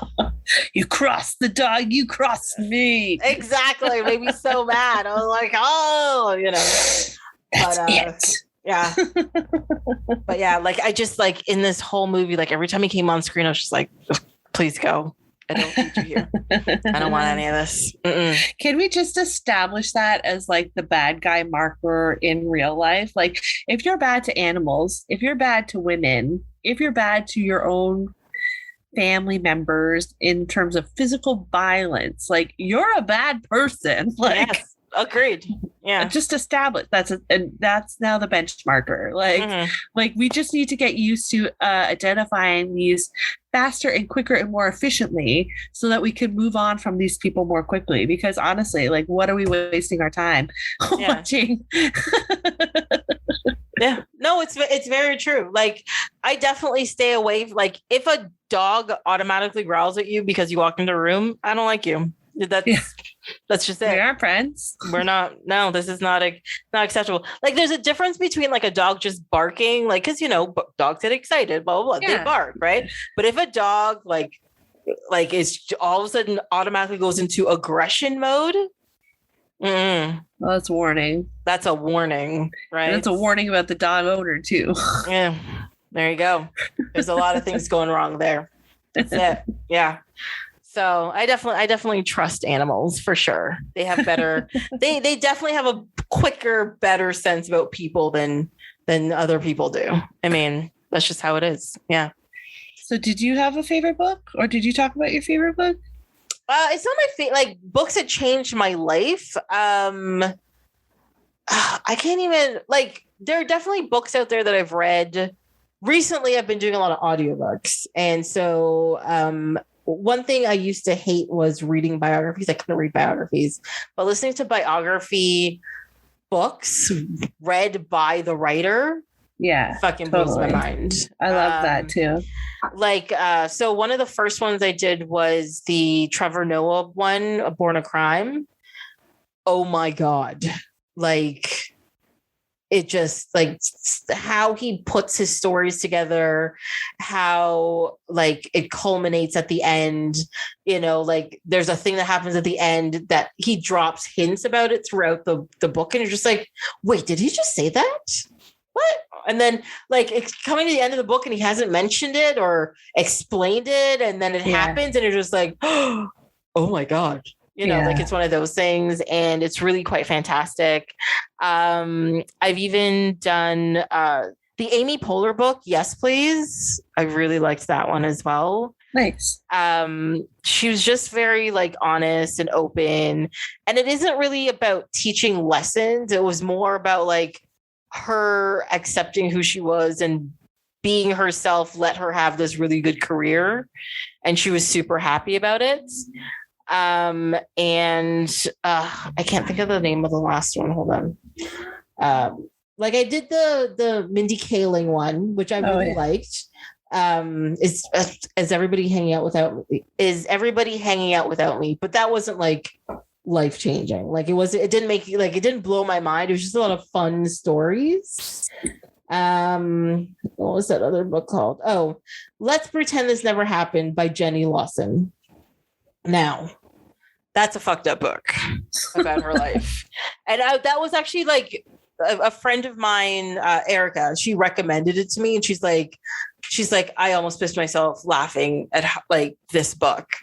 But essentially, Jenny Lawson, she's like a writer / comedian who had, like, a very popular blog for a long time about her life and, like, she's got, like, mental illnesses and stuff. And she realized late in her life that her childhood wasn't normal. So, like, her dad, for example, was a taxidermist who was obsessed with animals, and there was always random animals running around her house. And, you know, she'd have, like, a deer corpse drying in the backyard, and they'd run through it, like, shit like that. And she got her arm stuck in a cow. Like, it was weird. They're weird, very funny stories, but it's about realizing you can be great without being normal, like, essentially is what it is. And she's just really honest about, like, the shit that happens. And it's just really funny to listen to her go on about this stuff. Like, it's just really, really funny. But yeah, as you can see, it's mostly comedians that I listen to because I need fun things still. Oh, yeah. Other biographies. But I just read Michelle Buteau's Survival of the Thickest. Really? Because she reads the audiobook, and, like, who else can read the audiobook but her? Exactly. Yeah. And, like, if you like The Circle and, like, the sassy narration in The Circle, then you would like this book. Okay. Because that's who Michelle Buteau is. Okay. But she's really funny. I'll have to track that one down too, because I am definitely into the audiobook thing right now. Actually, right now I'm listening to Dracula, a book I've tried to read many times, and the journaling format of the book bored me to tears. But this book is beautifully cast. Oh, it does more than one voice? There's different voices. Nice. Alan Cumming and Tim Curry are voices. Oh, wow. And stuff. And it is fascinating to listen to. Like, I fucking love listening to it. It's pretty great. Nice. But yeah. Lady writer. So I'm just getting into it. I listened to a whole bunch of, like, Enola Holmes stories. That's I don't fun. know. This woman who reads them is amazing, is all I'm saying. I'm like, I don't even care about the actual story anymore. I just like listening to her voice. Oh, that's cool. So it works for me. Did you watch the movie? Oh yeah, I enjoyed it. I think the movie was really good too. Yeah. I liked it too. One thing I liked about the movie after listening to the book is that the written book is very realistically from that time period because she's supposed to be a lady and all that kind of stuff. And at that point in time, men were just like, oh, but women have such delicate sensibilities. And, she probably just has hysteria, needs to lie down a minute and blah, blah, blah. And like, it's very apparent in the book version that they look down upon her because she's a girl. Yeah. And they're like, they want to send her to prep school and marry her off and all this kind of stuff. But it's very harsh they tone it down in the movie version for sure. Yeah. Because even in the movie version, Sherlock is just like, she's very witty. Let's see what she can do. And like gives her a little space. Yeah. Whereas in this, they're like, no, we want to capture you, send you to boarding school. So you get married off and be a proper woman. This is your position in life. Yeah. Get your shit together. Like it's one of those things. And like her whole thing is that she runs away from them and puts on these disguises because she doesn't want to get trapped into this kind of life. Yeah. And it's much more perilous in the book version than it is in the movie version. So I have a story that adds on to yours that says like that still happens today. Like to this day, men still will talk down to women about knowledge points. Like I was having a casual conversation in a pool lineup with a 3-year-old about dinosaurs, and the dad fully interjects and stops our conversation to inquire to me about how I have my dinosaur knowledge, and goes as far as to say, "Where is your son?" Like a woman in 2021 can't have knowledge about dinosaurs. My knowledge must have been purely for the benefit of a man. What? And I was just like, I couldn't even believe it. I couldn't even believe it was happening. I was just like, how am I being mansplained right now about I got a dinosaur right here. She does have a dinosaur. What's that thing called? It's got like a fan on the back. One, Spinosaurus. This one is a Spinosaurus. Spinosaurus. She's got a Spinosaurus, guys. Yeah. Jeff already told me about this model is already out of date because the tail would have gone from here to here, so this gap is incorrect, it would have been covered in feathers. Oh yes, that's true. Yeah. Well, that's what they keep mentioning, that they should redo the CG in Jurassic Park to properly represent the dinosaurs with all the feathers and stuff, and I'm like, if they do that, I will fight you. I will fight all of you. Don't you dare. It's going to be like the George Lucas, like re-edited, but then we're just going to change shit. Yeah. Even though you're part of the historical society that preserves films. Oh, yeah. Mm-hmm. He's just They're buds. I think Spielberg would totally do something like that. Please don't encourage that behavior. I can't take it. I can't do it anymore. Here's another dinosaur that I have on my desk. This is like a little baby T-Rex. And I just like to have it in front of me to remind me that I should get up and stretch and not like sit like this all day. I think I don't have a lot of dinosaurs. I think I have a Stegosaurus somewhere. Nice. I don't know. But it's a very tiny Stegosaurus. It's not a big stir. It's just very small. I'm not judging you on the size of your dinosaurs. Can't judge me on the size of my dinosaurs. Mm-hmm. Hi. Well, apparently, as long as it's, useful for a man in the world. I was just so taken aback by that moment. I was just like, I can't even believe this is existing. Like, why would you question me? I was having a perfectly normal conversation with your son about the megalodon, and you had to interrupt us. Yeah. Well, that's the thing. You have knowledge that is usually it's not meant for a woman to know on average. Therefore, you must be questioned about it. It's like, no, but you should be used to this because you are part of fandoms like I am. And anytime a man finds out you're part of a fandom, like I love Star Trek or I like the X-Files or I like comic books, the first thing I'm like, I love comic books. I like this and like this. So like, well, on page 32 of issue 12 of blah, blah, blah, what happened? I'm like, I don't fucking know. You are not a real fan. Automatically is the response. No matter how many comic books I have, how many comic books I've read, the reasoning behind why I like certain characters and blah, blah, blah, I still get the game show quiz because, I'm a fan of something that, girls can't really be fans of. I'm like, go fuck yourself, dude. I mean, yeah, heaven forbid in this day and age that people exist in the world. I mean, some of the early even paleontologists were women. Like, why can't we believe that hundreds of years later, women are still interested?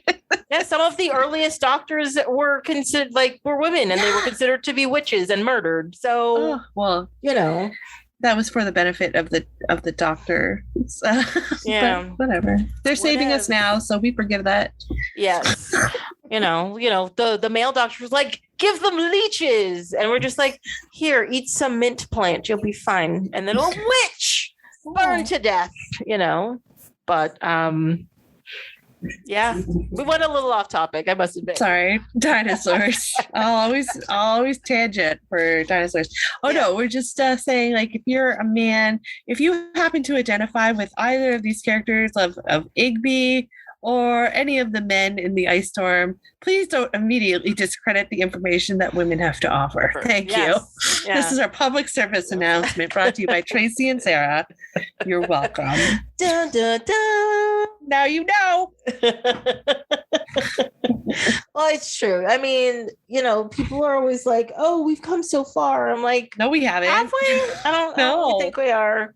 Based on these two movies alone, we still have exactly the same problems. So based on my paycheck, we have the same problems. Based on my ability to go outside and be accosted every morning by random people, we still have the same problems. Yes. I mean, I think we should inspire. So I just watched that documentary, Woodstock 99, and the amount of women physically accosted at that event, it's like deplorable. And I even remember at the time, I'm like, oh, this is like just shocking, like how awful these women, because the cameras were so focused on these women that were going without tops, but they were just being mauled, like they were hands all over their bodies everywhere. And I'm like, this is why we need to inspire men to become feminists, because honestly, if women felt safe, they would never wear a bra. They would never wear a top. It's true. I'm wearing a bra right now. I don't even know why, because it's just my friend on this. Me too. Me too. Yeah. But still, we're socially conditioned just because of the off chance that we are viewed externally, and therefore that triggers a response that's not controlled. By no means, an appropriate response to have towards a woman. Well, that's the thing. I think a lot of women are brought up to be reserved and controlled. I'm like, well, no, if you do this, no, you don't. You see a sexy man with his shirt off, no matter how much you want to stick your hand out and touch it, you're not going to. You're not going to.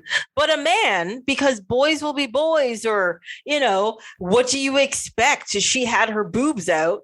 Men are just they will just grab at it. Yeah. Because they're not taught. It is what a woman does to herself has nothing to do with you. Right? If she wants to have her tits hanging out, that's her prerogative. That doesn't mean you get to grab it. That doesn't mean she's asking for something. No, it means she's hot or she's having a good time and she wants her shirt off. Living her life. Her business. Her business. And I think that's one of the biggest problems is that people, no matter how things are. You still have that mentality that no, men can't control themselves. Women have to control themselves because men can't control themselves. And you're just like, no, men can control themselves. They just don't. And in our society, we expect them not to. So when they don't control themselves, we're just like, see, compared to shut that fucking shit down. No, go away. You know, so it's still a very big problem. It really is. So yeah, that's my biggest takeaway from both of these movies is that being a woman is hard in a man's world. It's still a man's world. It is. It's still a rich man's world. And well, both of these the books and everything were all written by men who have no idea how to write women characters. And it's also the usual. Wasn't Igby Goes Down, wasn't it written by that guy who's like the Flock of Seagulls character? That's what they call him, and he's in Pulp Fiction. He's the Flock of Seagulls guy in Pulp Fiction. He's the guy laying down on the couch eating a burger. Oh no. Oh my That's God. the guy who wrote this movie. And I was like, you look like a rich white boy douche. Like, you ultimate bromance going on here. Like, oh my God. Now that I know that makes so much more sense. Does it make you like the movie more or hate the movie more? I mean, I think it perplexes me on a certain level that is just like breaking my brain in not a good way. You know, it's a lot. It's just a lot. You know, I was ranting pretty hard about Tarantino movies the other day about how mad I was that like even just like he won all of like that Oscar accreditation for Once Upon a Time in Hollywood, but it was ultimately just pandering to like the boys club of Hollywood, so much so that it represents Polanski, and then it's just like Oscars for you. We're just like, no, this is so problematic. Like, this is so terrible. Like, Brad Pitt just casually kills one of his wives, and that's fine. Like, it's like those were things that happened in that movie. Yeah. That was one of Brad Pitt's backstory, I think, was that he was like he had a wife. She went away. Really? I didn't pick up on that. Okay. That's a bad thing. There was a whole bunch of misogyny going on. It's what's happening. But I mean, that's a Tarantino movie in general. So like for me, I must admit, Tarantino gets away with a lot for me because it's what I expect in his movies but I enjoy them. It's the violence, the misogyny, it's the foot obsession. We get it. That's so like when I see them in a Tarantino movie, I don't complain about it because I'm like, that's a Tarantino movie, right? Here we go with the misogyny again. Well, essentially. I already bought my ticket. I knew it was going to happen. The funniest thing, the thing that got me really mad at him once was he thinks the worst movie he's ever made was Death Proof. And it's the only movie he's done that I guess that was probably my favorite. Exactly. It is my favorite thing that he's done. Whereas Kill Bill, yes, Uma Thurman is the main character, but again, it's all about she's treated horribly. Right? Yeah, she's treated horribly. The movie's called Kill Bill. It's not called The Bride. It's not called Kid or whatever. Whatever. It's called Kill Bill because it's about Bill. The whole movie's about Bill. It's not about her. It's a revenge story. It's a revenge story. Whereas as Death Proof, it ends up being revenge at the end, but it's all about. It wasn't about that. Yeah. It's not about that. It's about the women. It's about their bond. It's about their friendship. It's about them talking to each other. And that whole, like, not the first, like the intro part where you first see like the whole Death Proof part where other people. Yeah. The other people where they're talking about like dudes and getting laid and all that kind of stuff. No, we're talking about the main people where their whole conversation has nothing to do with men. It has nothing to do with finding a man or whatever. Yeah, they want a Steve McQueen car to drive, fine, but it's all about the car. It's not about Steve McQueen, right? Yeah. And I love it because you have smart, great women who can actually are allowed to have a conversation on screen that's not about men. And you're just like, I love this. This is so and they're good. not even hypersexualized the whole time. Like they're wearing t-shirts and jeans. Like, yeah. And that's what's great about it. but he thinks it's the worst thing he's ever done. And I'm like, I wonder why. You need to make more. Well, whatever. Just get some women directors in there and let them make some movies. Exactly. If you could do that, Quentin Tarantino, if you're listening to this, we would really appreciate if you could just do what you did for the director of Parasite and bring in a new era of women in film. Let's just bring that to the forefront. Well, the woman who directed Candyman, they're like, this is the first time a female person of color has had a box office like #1 film like ever. And you're just like, seriously? It's 2021. Seriously? Like the movie industry has been chucking out shit for just over 100 years now. It took this fucking long. Well, they were so busy wrapped up in the ice storms and Igby goes down that we couldn't get to anything else. We just had to keep remaking Holden Caulfield junk for many, many years.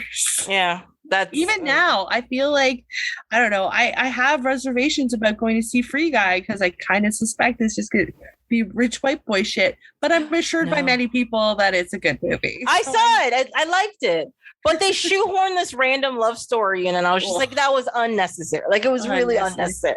Like, I saw it coming, and then it got to the end. I'm like, well, they didn't do it, and then they did it. And I was like, no.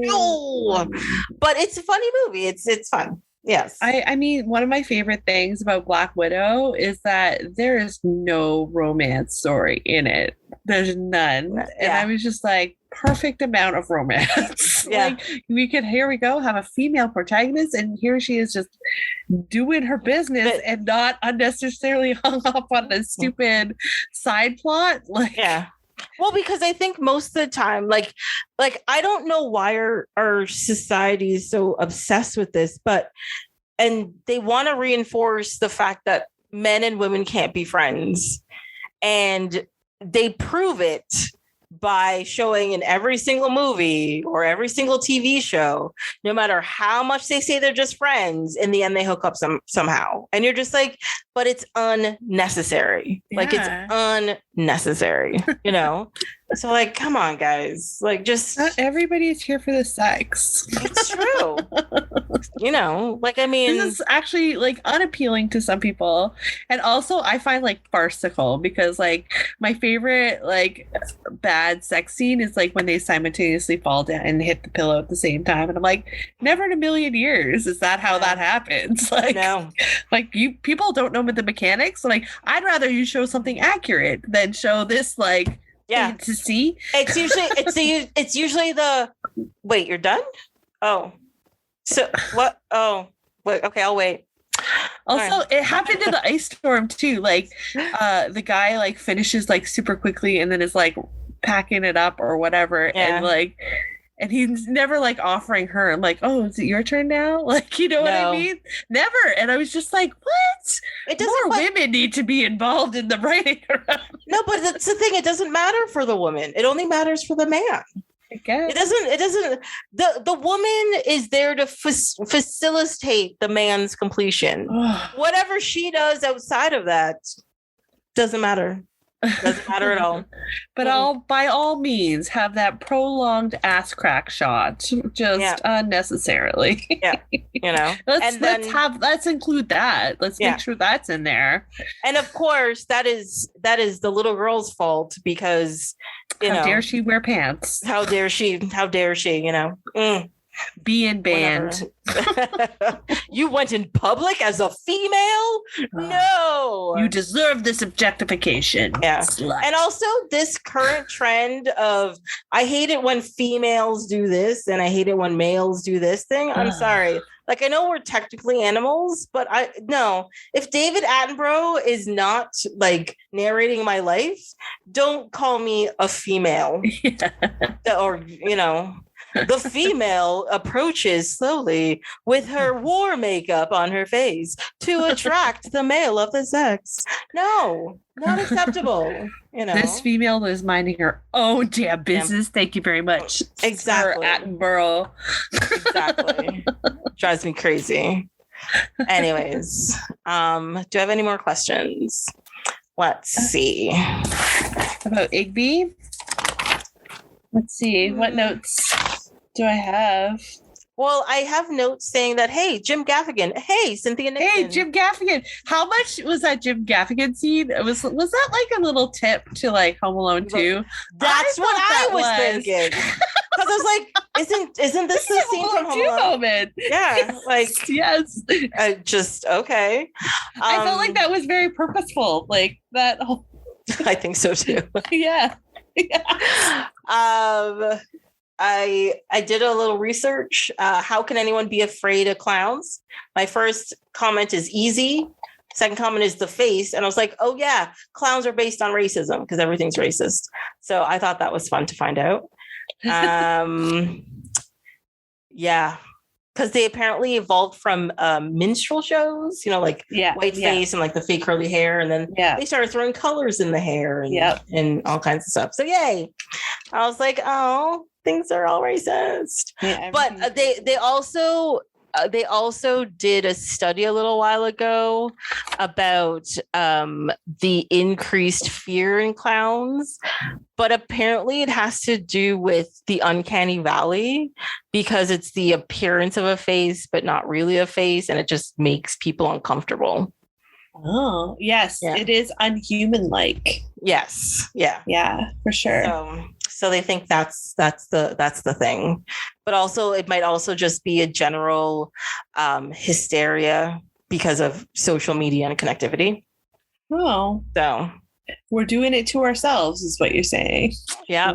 We're the bad white people now? We're just bad people in general. Oh, no. Didn't expect that turn.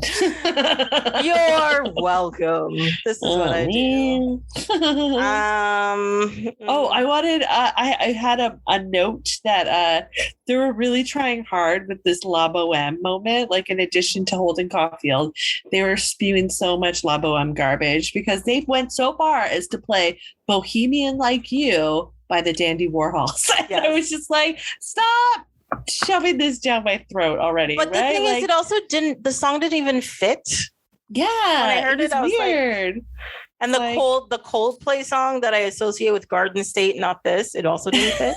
Yeah, I thought that was weird too. Yeah. I don't know where they were going with that, but it just wasn't working. Yeah, there were a couple of things like that where it's just like, meh, I don't know. This is lazy. I also have a note saying Igby and Ollie are so gross, narcissistic, and full of themselves. Why would anyone be attracted to them? That was my biggest question. I was like, I know, like, Claire Danes is supposed to be like a manic pixie girl kind of person. Yeah. But at the same time, even the manic pixie girl would be like, I'm not going there. These two are not right. I'm staying out of this problem. Yeah. Also, she was fucking a 16-year-old. Yeah, ew. Also, why did they have to make her eat so much ice cream? I was uncomfortable by that. I was like, really? More ice cream? Get over this with the ice cream. I think that's all she ate. Maybe she was bulimic is what it's called. Yeah. Oh, but I don't understand. Like, was every scene was the choice was like, oh, she's here. Let's give her more ice cream to eat. I was just like, what the hell? Yeah. Who picked this? I don't know. No idea. I could not answer the question. Also, when Rachel, which is Amanda Peet's character, punched Igby and he's like, you're going to have to pay rent this month. He deserved that punch. Yeah. Yeah. And those are all my notes. I'm done. Also, I have one note about she is getting ready in front of a mirror and she's topless, which isn't the problem. The problem is how she shaves her armpits, which is unlike no woman. Sideways. Yeah, no woman in the history of shaving armpits shaves her armpits that way. I was like, what? Was she instructed to do this? Like, that's not how any woman shaves her. It was so weird. It was just like, I was completely out of the moment. I was like, is this like she's trying to be sexy? There was just some, I feel, unpure intentions by the director maybe in that moment that was like, well, I know you said it's fine that she was topless, but to me that scene was completely unnecessary for her to be topless. Like, why did she have to shave her armpits? Why did she have to be topless? Like, she was dressing up to like go see her boyfriend, but there were more important issues. Like, she was covering her track marks. Like, you could show that, but like, whatever. It was just so bizarre. Like, it was just unfocused. I was like, what are you trying to say about her? Like, she's sexually promiscuous and a drug user and mentally unstable and an artist, and because she's all that, she deserves to be treated like shit. Like, what the hell? Like, no, I just felt bad for her, because it was very clear if she was treated better, she would do less of these things, because obviously before she got shit on as hard, like just dumped at the side of the road, essentially, she looked a lot better. Yeah. So like, she just needs some attention and some help.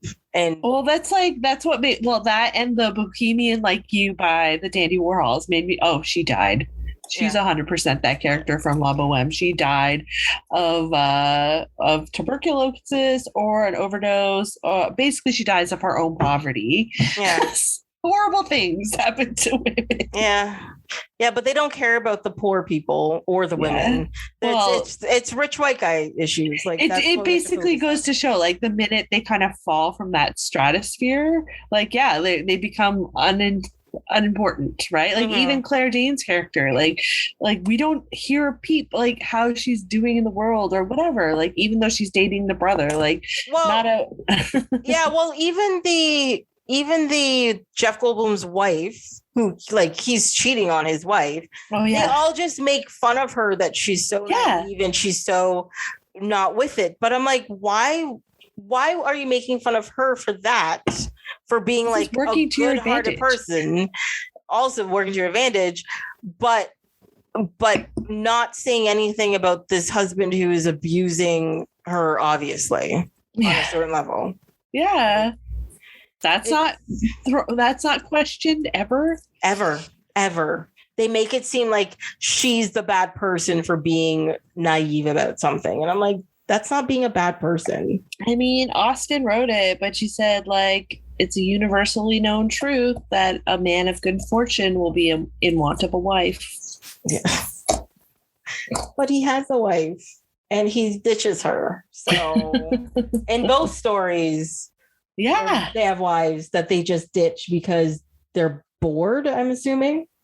I mean, it's their obligation as a rich man to have a wife, apparently, and then to immediately cheat on her. Yeah. So that's just kind of like also underscoring like our society's obligation to monogamy, but then not fulfill that. And then like people have to feel guilt around it because we don't accept alternatives. Like the same conversation we were having around like teaching young people about like gay people, but like we also have to be aware of our own bias about like this concept of monogamy and people's like are beholden to this concept, and so much so that they are betraying it constantly but justifying it in their head. Like, what the hell? Yeah. Why can't you just say that you're not monogamous? Like, problem solved. I mean, if that was introduced to all the wives at the key party, I bet you'd be like, oh yeah, okay, I can get down for this. But instead it's like their husband's like, oh, I gotta coerce you kind of behind your back and like force you into this awkward situation now that you're morally obligated to do. Yeah. No, it's would have been harder just to talk to your wife initially and say, hey, I want an open relationship. She might have very well said, okay, yeah, me too. There's a very I love the fact that like women who are sexually liberated or women who have like a sexual focus are looked down upon, but as soon as a man does it, it's great and it's studly because he's a man. Yeah. So like, I mean, like Sigourney Weaver's character in The Ice Storm is looked down upon for being sort of liberated in a way. Like she doesn't hide her sexuality, even though she's not she's cheating on her husband, but she's not really promiscuous, if you know what I mean. But she's clearly liberated. She's like, I'm a sexual person. I'm sexy. Well, she says to Kevin Kline, like, I'm not beholden to you. Like, I'm not here for your truck talk or whatever, right? Like, she's like, what is it? I already have a husband. Yeah. I don't want to listen to your shit. Like, that's not what I'm here for. But that's looked down upon if a woman does it. But if a man does it, they're just being a man, right? You know. And I think one of the reasons why in not just in movies but in life, they don't talk about things like this because women aren't supposed to want sex. Women aren't supposed to enjoy sex. It's supposed to be like taboo for women, but amongst men, it's fine, you know. But then who are all these women you're having sex with then? Well, they're obviously not getting anything out of it, clearly, from these movies. So, like, what is the point? What is the point of all of this nonsense? Yeah. Well, you know what? It's 2021 and women do know about dinosaurs. So boom. Damn right. Deal with that. Yeah. God. Trying to think of a fancy dinosaur name right now besides Stegosaurus, but I can't. Pachycephalosaurus. Boom. Boom. Suck it, bitches. Yeah. Oh. Right. We got it. So well, on that note, dinosaurs and all, any final thoughts on these two movies? I think I've given this recommendation before, and I think you should take these ones off your shelf. You don't need to dedicate any energy to this area. Mm-hmm. I give you permission. Okay. So what you're saying is, so I took them off to watch them. Just don't put them back. Don't put them back. Like, gotcha. we can, you know what? Like, let's just brainstorm movies that we potentially have on our shelves right now that are catering to this, like, displeased, privileged male ethos that you and I could both dispose of. I'm gonna have to pull a lot of things off my shelf. Let's just titles. I'll go first. Once Upon a Time in Hollywood. Wait, you own it? What? Yeah, it was gifted, so okay, that's different. That's fine. Still getting rid of it. Well, since you're on that, I gotta get rid of all my Tarantinos. Then you're gonna get rid of all the Tarantino? I would have to. You don't have to. I mean, there's diversity there. Let's talk. Like, I'm thinking like films with like the whites and only the whites. Yeah, that's a lot of movies. It's like you know what? I'm gonna say it. I'm gonna say Happy Gilmore. Is it Billy Madison? I don't own either of those, so I'm fine. Okay. Yeah. Good. Woo. She's like the rich kid that's like trying to pass all the grades. Let's see. I'm trying Magnolia. Oh, yeah. Yeah. Okay. So that one I have to get rid of. I think I'm going to enjoy talking about that one, but yeah, it's definitely along the lines of problematic. It's very problematic. Oh my God. With the director and the actors. Yes. Oh God. There's lots of problems in there. What else would I have to get rid of? Let's see. I'm glad I get to keep Star Trek. I get to keep that. I'm tempted to say Back to the Future trilogy because that's a little bit pandering to, yeah. Oh, it's very pandering, but it's 1955. You expect it to be pandering. I mean, I do have like a soft spot in my heart, and also with Indiana Jones. Yes. But I don't like how he treats the ladies. Let's get that clear. He treats them very badly. It's bad. I don't own any James Bond movies, so I can't get rid of any of those. Good, because those should definitely go if you did. Yeah. I feel bad that I enjoy those movies. Every time I watch them, I sit and I was just like, pussy galore. Oh my God. You know, Ivana on a top. Really? Is this where we're going? Come on, man. Yeah. Oh, then I'm definitely going to say I have more than one Austin Powers movie that needs to go. I have all of them, so it's fine. I get it. I mean, it's satire, right? It's satire. That's the whole point. Yes, complete satire. Yeah, I totally get it. I mean, it's when he's the megalomaniac version, like he's making fun of that, right? Like he's not a part of that. Like he's calling it out. He's calling it out. He's just like, this is wrong. Don't be this guy. Yeah. Yes. I mean, even though his son ultimately usurps him and is worse, that's also just problematic rich boy behavior. But it's called nepotism. Okay. It's Seth Green, and I can forgive that. I forgive you, Seth Green. Okay. I have to get rid of my 2 Woody Allen movies then. Oh, absolutely. Do you have any Polanski? Because get rid of that too. No, I don't think I have any Polanski. Good. I think so. I'm proud of you. I don't think I have Polanski. Yeah. But yeah, one Woody Allen movie, Radio Days. I fucking love that movie, and it makes me angry that I love it so much. The other one was Annie Hall, which was just pure curiosity. But we talked about that one already. But yeah. But we'll see. As I go along and I watch them, I will be pulling them off and not putting them back on. Good. Those are my recommendations. I mean, not that they don't deserve their place in cinema, but they get so much of representation in cinema that it's like enough.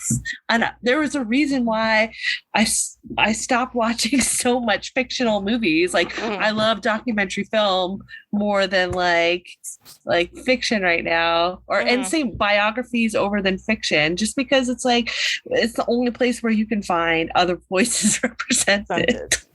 It's true. I mean, when it comes to, I don't do a lot of documentaries simply because a lot of them are depressing and I watch movies to get away from reality. So I do still watch a lot of movies, but you can clearly see that at least people are trying to mix it up a little bit, whether it's, like I said, money making, just placating the masses, or, actually reform. I haven't figured it out yet. It's too early to tell. But yeah, there's other stuff coming out. So now, the new Marvel movie, the Shang-Chi. Yeah, I want to see that one. That looks great. Mm-hmm. That looks really good. Yeah, I want to see that one. They have the lamest toys though. Like the ads for the toys are horrible. I'm like, what are you people doing? Don't do that. It's fine. But the movie's going to be great. I'm going to be watching that as well. I want to see that and Candyman this weekend. Oh, nice. That's I want to cool. see those two. Yes. Awesome. Full of diversity. Woo! Yes. So, anyways. Okay. Yeah. We tangented. It's fine. Yes. Oh, wait. Can I tell you something weird that happened this week that it was like, it's kind of shocked me that, again, 2021, this even happened. Mm-hmm. But Shaq went to say of all the cities, NBA cities, that Toronto had the most beautiful women. And I was just like, Shaq, in 2021, why? Who's asking your opinion about women? And why are you offering your opinion? Why are you grouping all women together and comparing them in your mind? I was just like, what woman in Toronto is like, you know what? I really need to hear Shaq's opinion right now on my sexual attractiveness, because like I can't live another moment of my goddamn day without knowing. So why did he just randomly said it? He wasn't like in an interview or something? Well, I don't know. It was just reported in like BlogTO, and I was too mad to read the article just based on that headline alone. I was like, who the fuck cares, Shaq? I don't give opinion on any topic, let alone the attractiveness of any women in any city. Like, I'm not coming to you as an authority on shit. Yeah. Okay, I'm gonna be one of those people where at first I was like, oh, we are hot. Yes. But then afterwards I was just like, wait, why? Do we care what Shaq thinks? What's going on? I am confused. Also, what about like a man validating a woman's physical appearance is needed or wanted in this day and age? Like, unless it's on a personal level and that person can say my first name to my face without looking at my tits and compliment me in some way, I'm here for it. But like, you know what, outside of that, like, I don't want to hear from a stranger. I don't want to hear random pseudo celebrity opinions on people or things that they are not experts in. Yeah, I don't know. That just seems to come out of left field for me, and I'm just confused by it. If he was gonna rank attractiveness, then he could have ranked like within his profession, right? Like, if it's your career, then, you know, make it relevant to your career. But how is this relevant in any way? And he just felt like he was the authority to speak on it. I was like, Tracy, what in your life are you willing to, what bold, big statement are you willing to make right now that could challenge Shaq's own inflated opinion of himself? My bold opinion is that chocolate is delicious, no matter where you get it from. Nice. I said it. Bold. I said it. True words. Yes. Right here. That waxy dollar store stuff. That shit from Europe. Chocolate. All of it. Just all of it. Yeah. Chocolate's great. Wait, hold on. I'm going to do the sorry, I did the Shaq very excited shoulder meme thing. I don't fucking know, whatever, it's fine. I'm good. Yes. All right, so we're done talking about rich white people and apparently one black guy who thought it was important to tell women stuff. I don't know. I got nothing. Lots of it just tied in my mind because of like the people objectification of in this day and age. It happens continuously and persistently. Women are like undermined and objectified, and it's a continued reality that needs to change.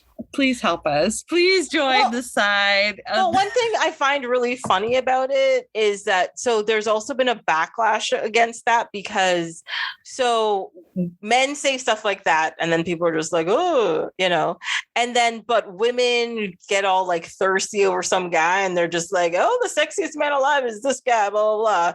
And then you get the backlash of like, yeah, I bet if that was said about a woman, everybody'd be up in arms about it. And you're just like, but you have been for all of our lives. All this time. We've been telling you to stop and you haven't. And now you're continuing to do it. And you get mad when the same thing happens to you. Okay, gotcha. I see where this is going. Yeah. So it's, you know, there's certain things you can't argue about anymore because like, it's not even like cancel culture. It's not even woke culture. It's just a bunch of people getting their panties in a bunch. Let's put it that way, you know, or their junk twisted. I don't know what you want to call it. What's a PC term for underpants not sitting correctly and being very uncomfortable? Naughty knickers.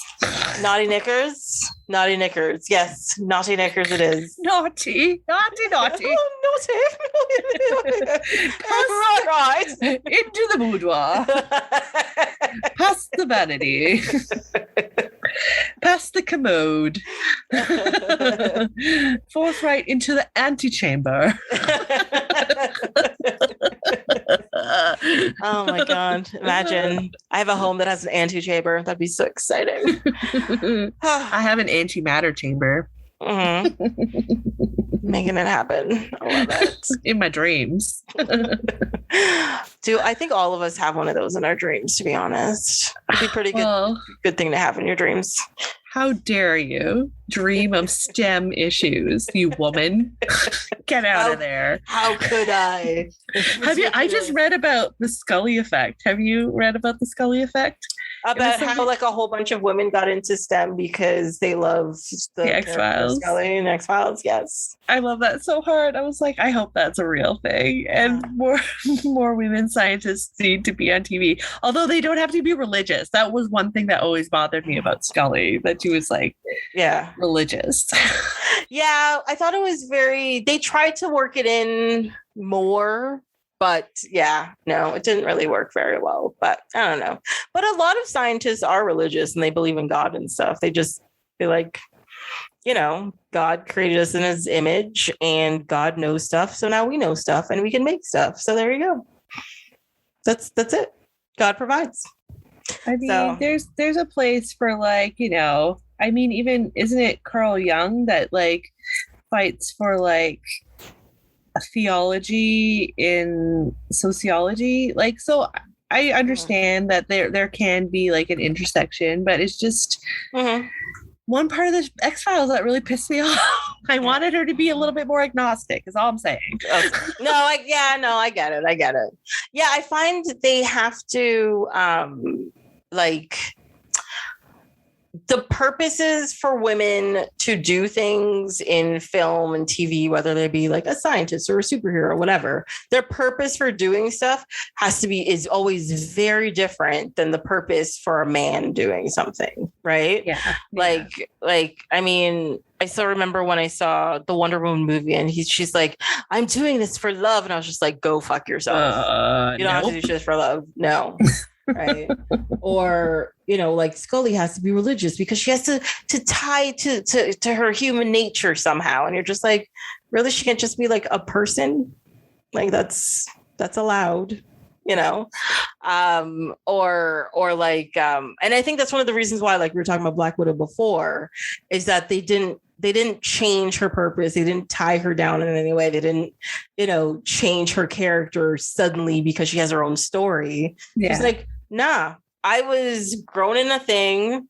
I learned my stuff. I was a bad agent and I'm going to kick more ass. That's just how it's going to be. Yeah. No love required. No love required. There was like some Stephanic love because like her sister and stuff. But well, yes. That's fine. I also appreciate that. Love takes many forms. Like love can be between like relationships, like between like parents and children and siblings and like, yeah, we can show all of those things. Like even the ice storm didn't really like underscore any of those other relationship types, even though all those relationships existed in the film and the books. Like nothing else was showed except for like the weird sexual bits. So I was like, that's a weird focus, man. Like, you would hope in this domestic situation of like wealth and privilege that you would have other positive aspects like a healthy relationship with your parents or mutual respect for your siblings, but no, you don't get any of that. Like like none of them seem to want to interact on that level at all. Like they all hated each other. Even in Igby Goes Down, like he hated his brother, he hated his mom. His biological dad was a real jerk to him, and his adoptive father was not mentally available. So like, it was like everything negative to people you didn't like anyways. So it just didn't, like, none of them are nice characters. There was nobody to root for in any of these movies. You're just like, you get what you get at the end. You deserve like, all of that. Yeah. Oh, you can have money and problems. Surprise. Oh my God. Shocker. But that doesn't mean you have to be a dick. That's all I'm saying. That's all I'm saying. It's all weird, to be honest. Yeah, just be a feminist. There'd be boobs everywhere. All over the place. You wouldn't have to wait for an awkward 20-second scene of a woman shaving her armpits too. Like just all the time, in every instance. The meeting, the gym. Yeah. But also the way they used the nudity in that was just so like it was not a happy moment. No. All of the sexual things in these movies none of them were happy moments. No, they were like uncomfortable. They were uncomfortable. They were gross. Mean. They were, slightly aggressive at points or just like desperate, Yeah. You're like, no, this is supposed to be fun. It's supposed to feel good. They clearly, none of that felt good at any point in time. So no, whatever. It was bad. It was all bad. All bad. Yeah. Take those movies off your shelf. They're off. They're off. So final thought for me is, despite the fact that these two movies have a great lineup of people, they're very unnecessary. There you go. I said it. It's out there. You're allowed. I'm allowed. Great. I mean, I think we just come to expect so much more, and it just doesn't. I mean, it's hitting some surface things that it doesn't go very deep. And if anything, it's kind of misguided and misconstrued. And if there was an intention or like a point to these films, I don't think I understood what it was. Me neither. I absolutely agree with you. So therefore, it was bad. Like, yeah. Like I honestly don't understand what you're supposed to get from either of these films. And like, what an amazing luxury to be like, oh, I'm going to depict this upper crust society just out of my own personal pleasure, and I have the means to do that, and I can do it however I want, and I'm going to pick to do it like this. So I was like, wow, that in itself is extreme privilege. Yeah, it is. Well, because it doesn't even come across as like satirical or a reflection or, you know, ways we can change or anything. It just comes across as here's dickish people hanging out. Yeah. Like, you know, and you're like, I mean, hopefully in the future, like maybe people will like look back at it and be like, oh yeah, misogyny and racism was prevalent well into the late 19th century or 20th century, all the way into the beginning of the 21st century. You're like, yep, that was still a major issue. You're welcome from climate change. Oh God. So thank you so much, Sarah, for being on this week. Thanks for having me. It's always a pleasure. You know that. So excited to be here on the pod. Yeah. Well, that's it for this episode of Off My Shelf. Until next time, you can follow along on Instagram and Twitter at ohmyshelf, or you can send an email to ohmyshelf@gmail.com. On the next episode, we'll be talking about the movies The Incredibles and Interview with the Vampire. Hope you'll be here to listen.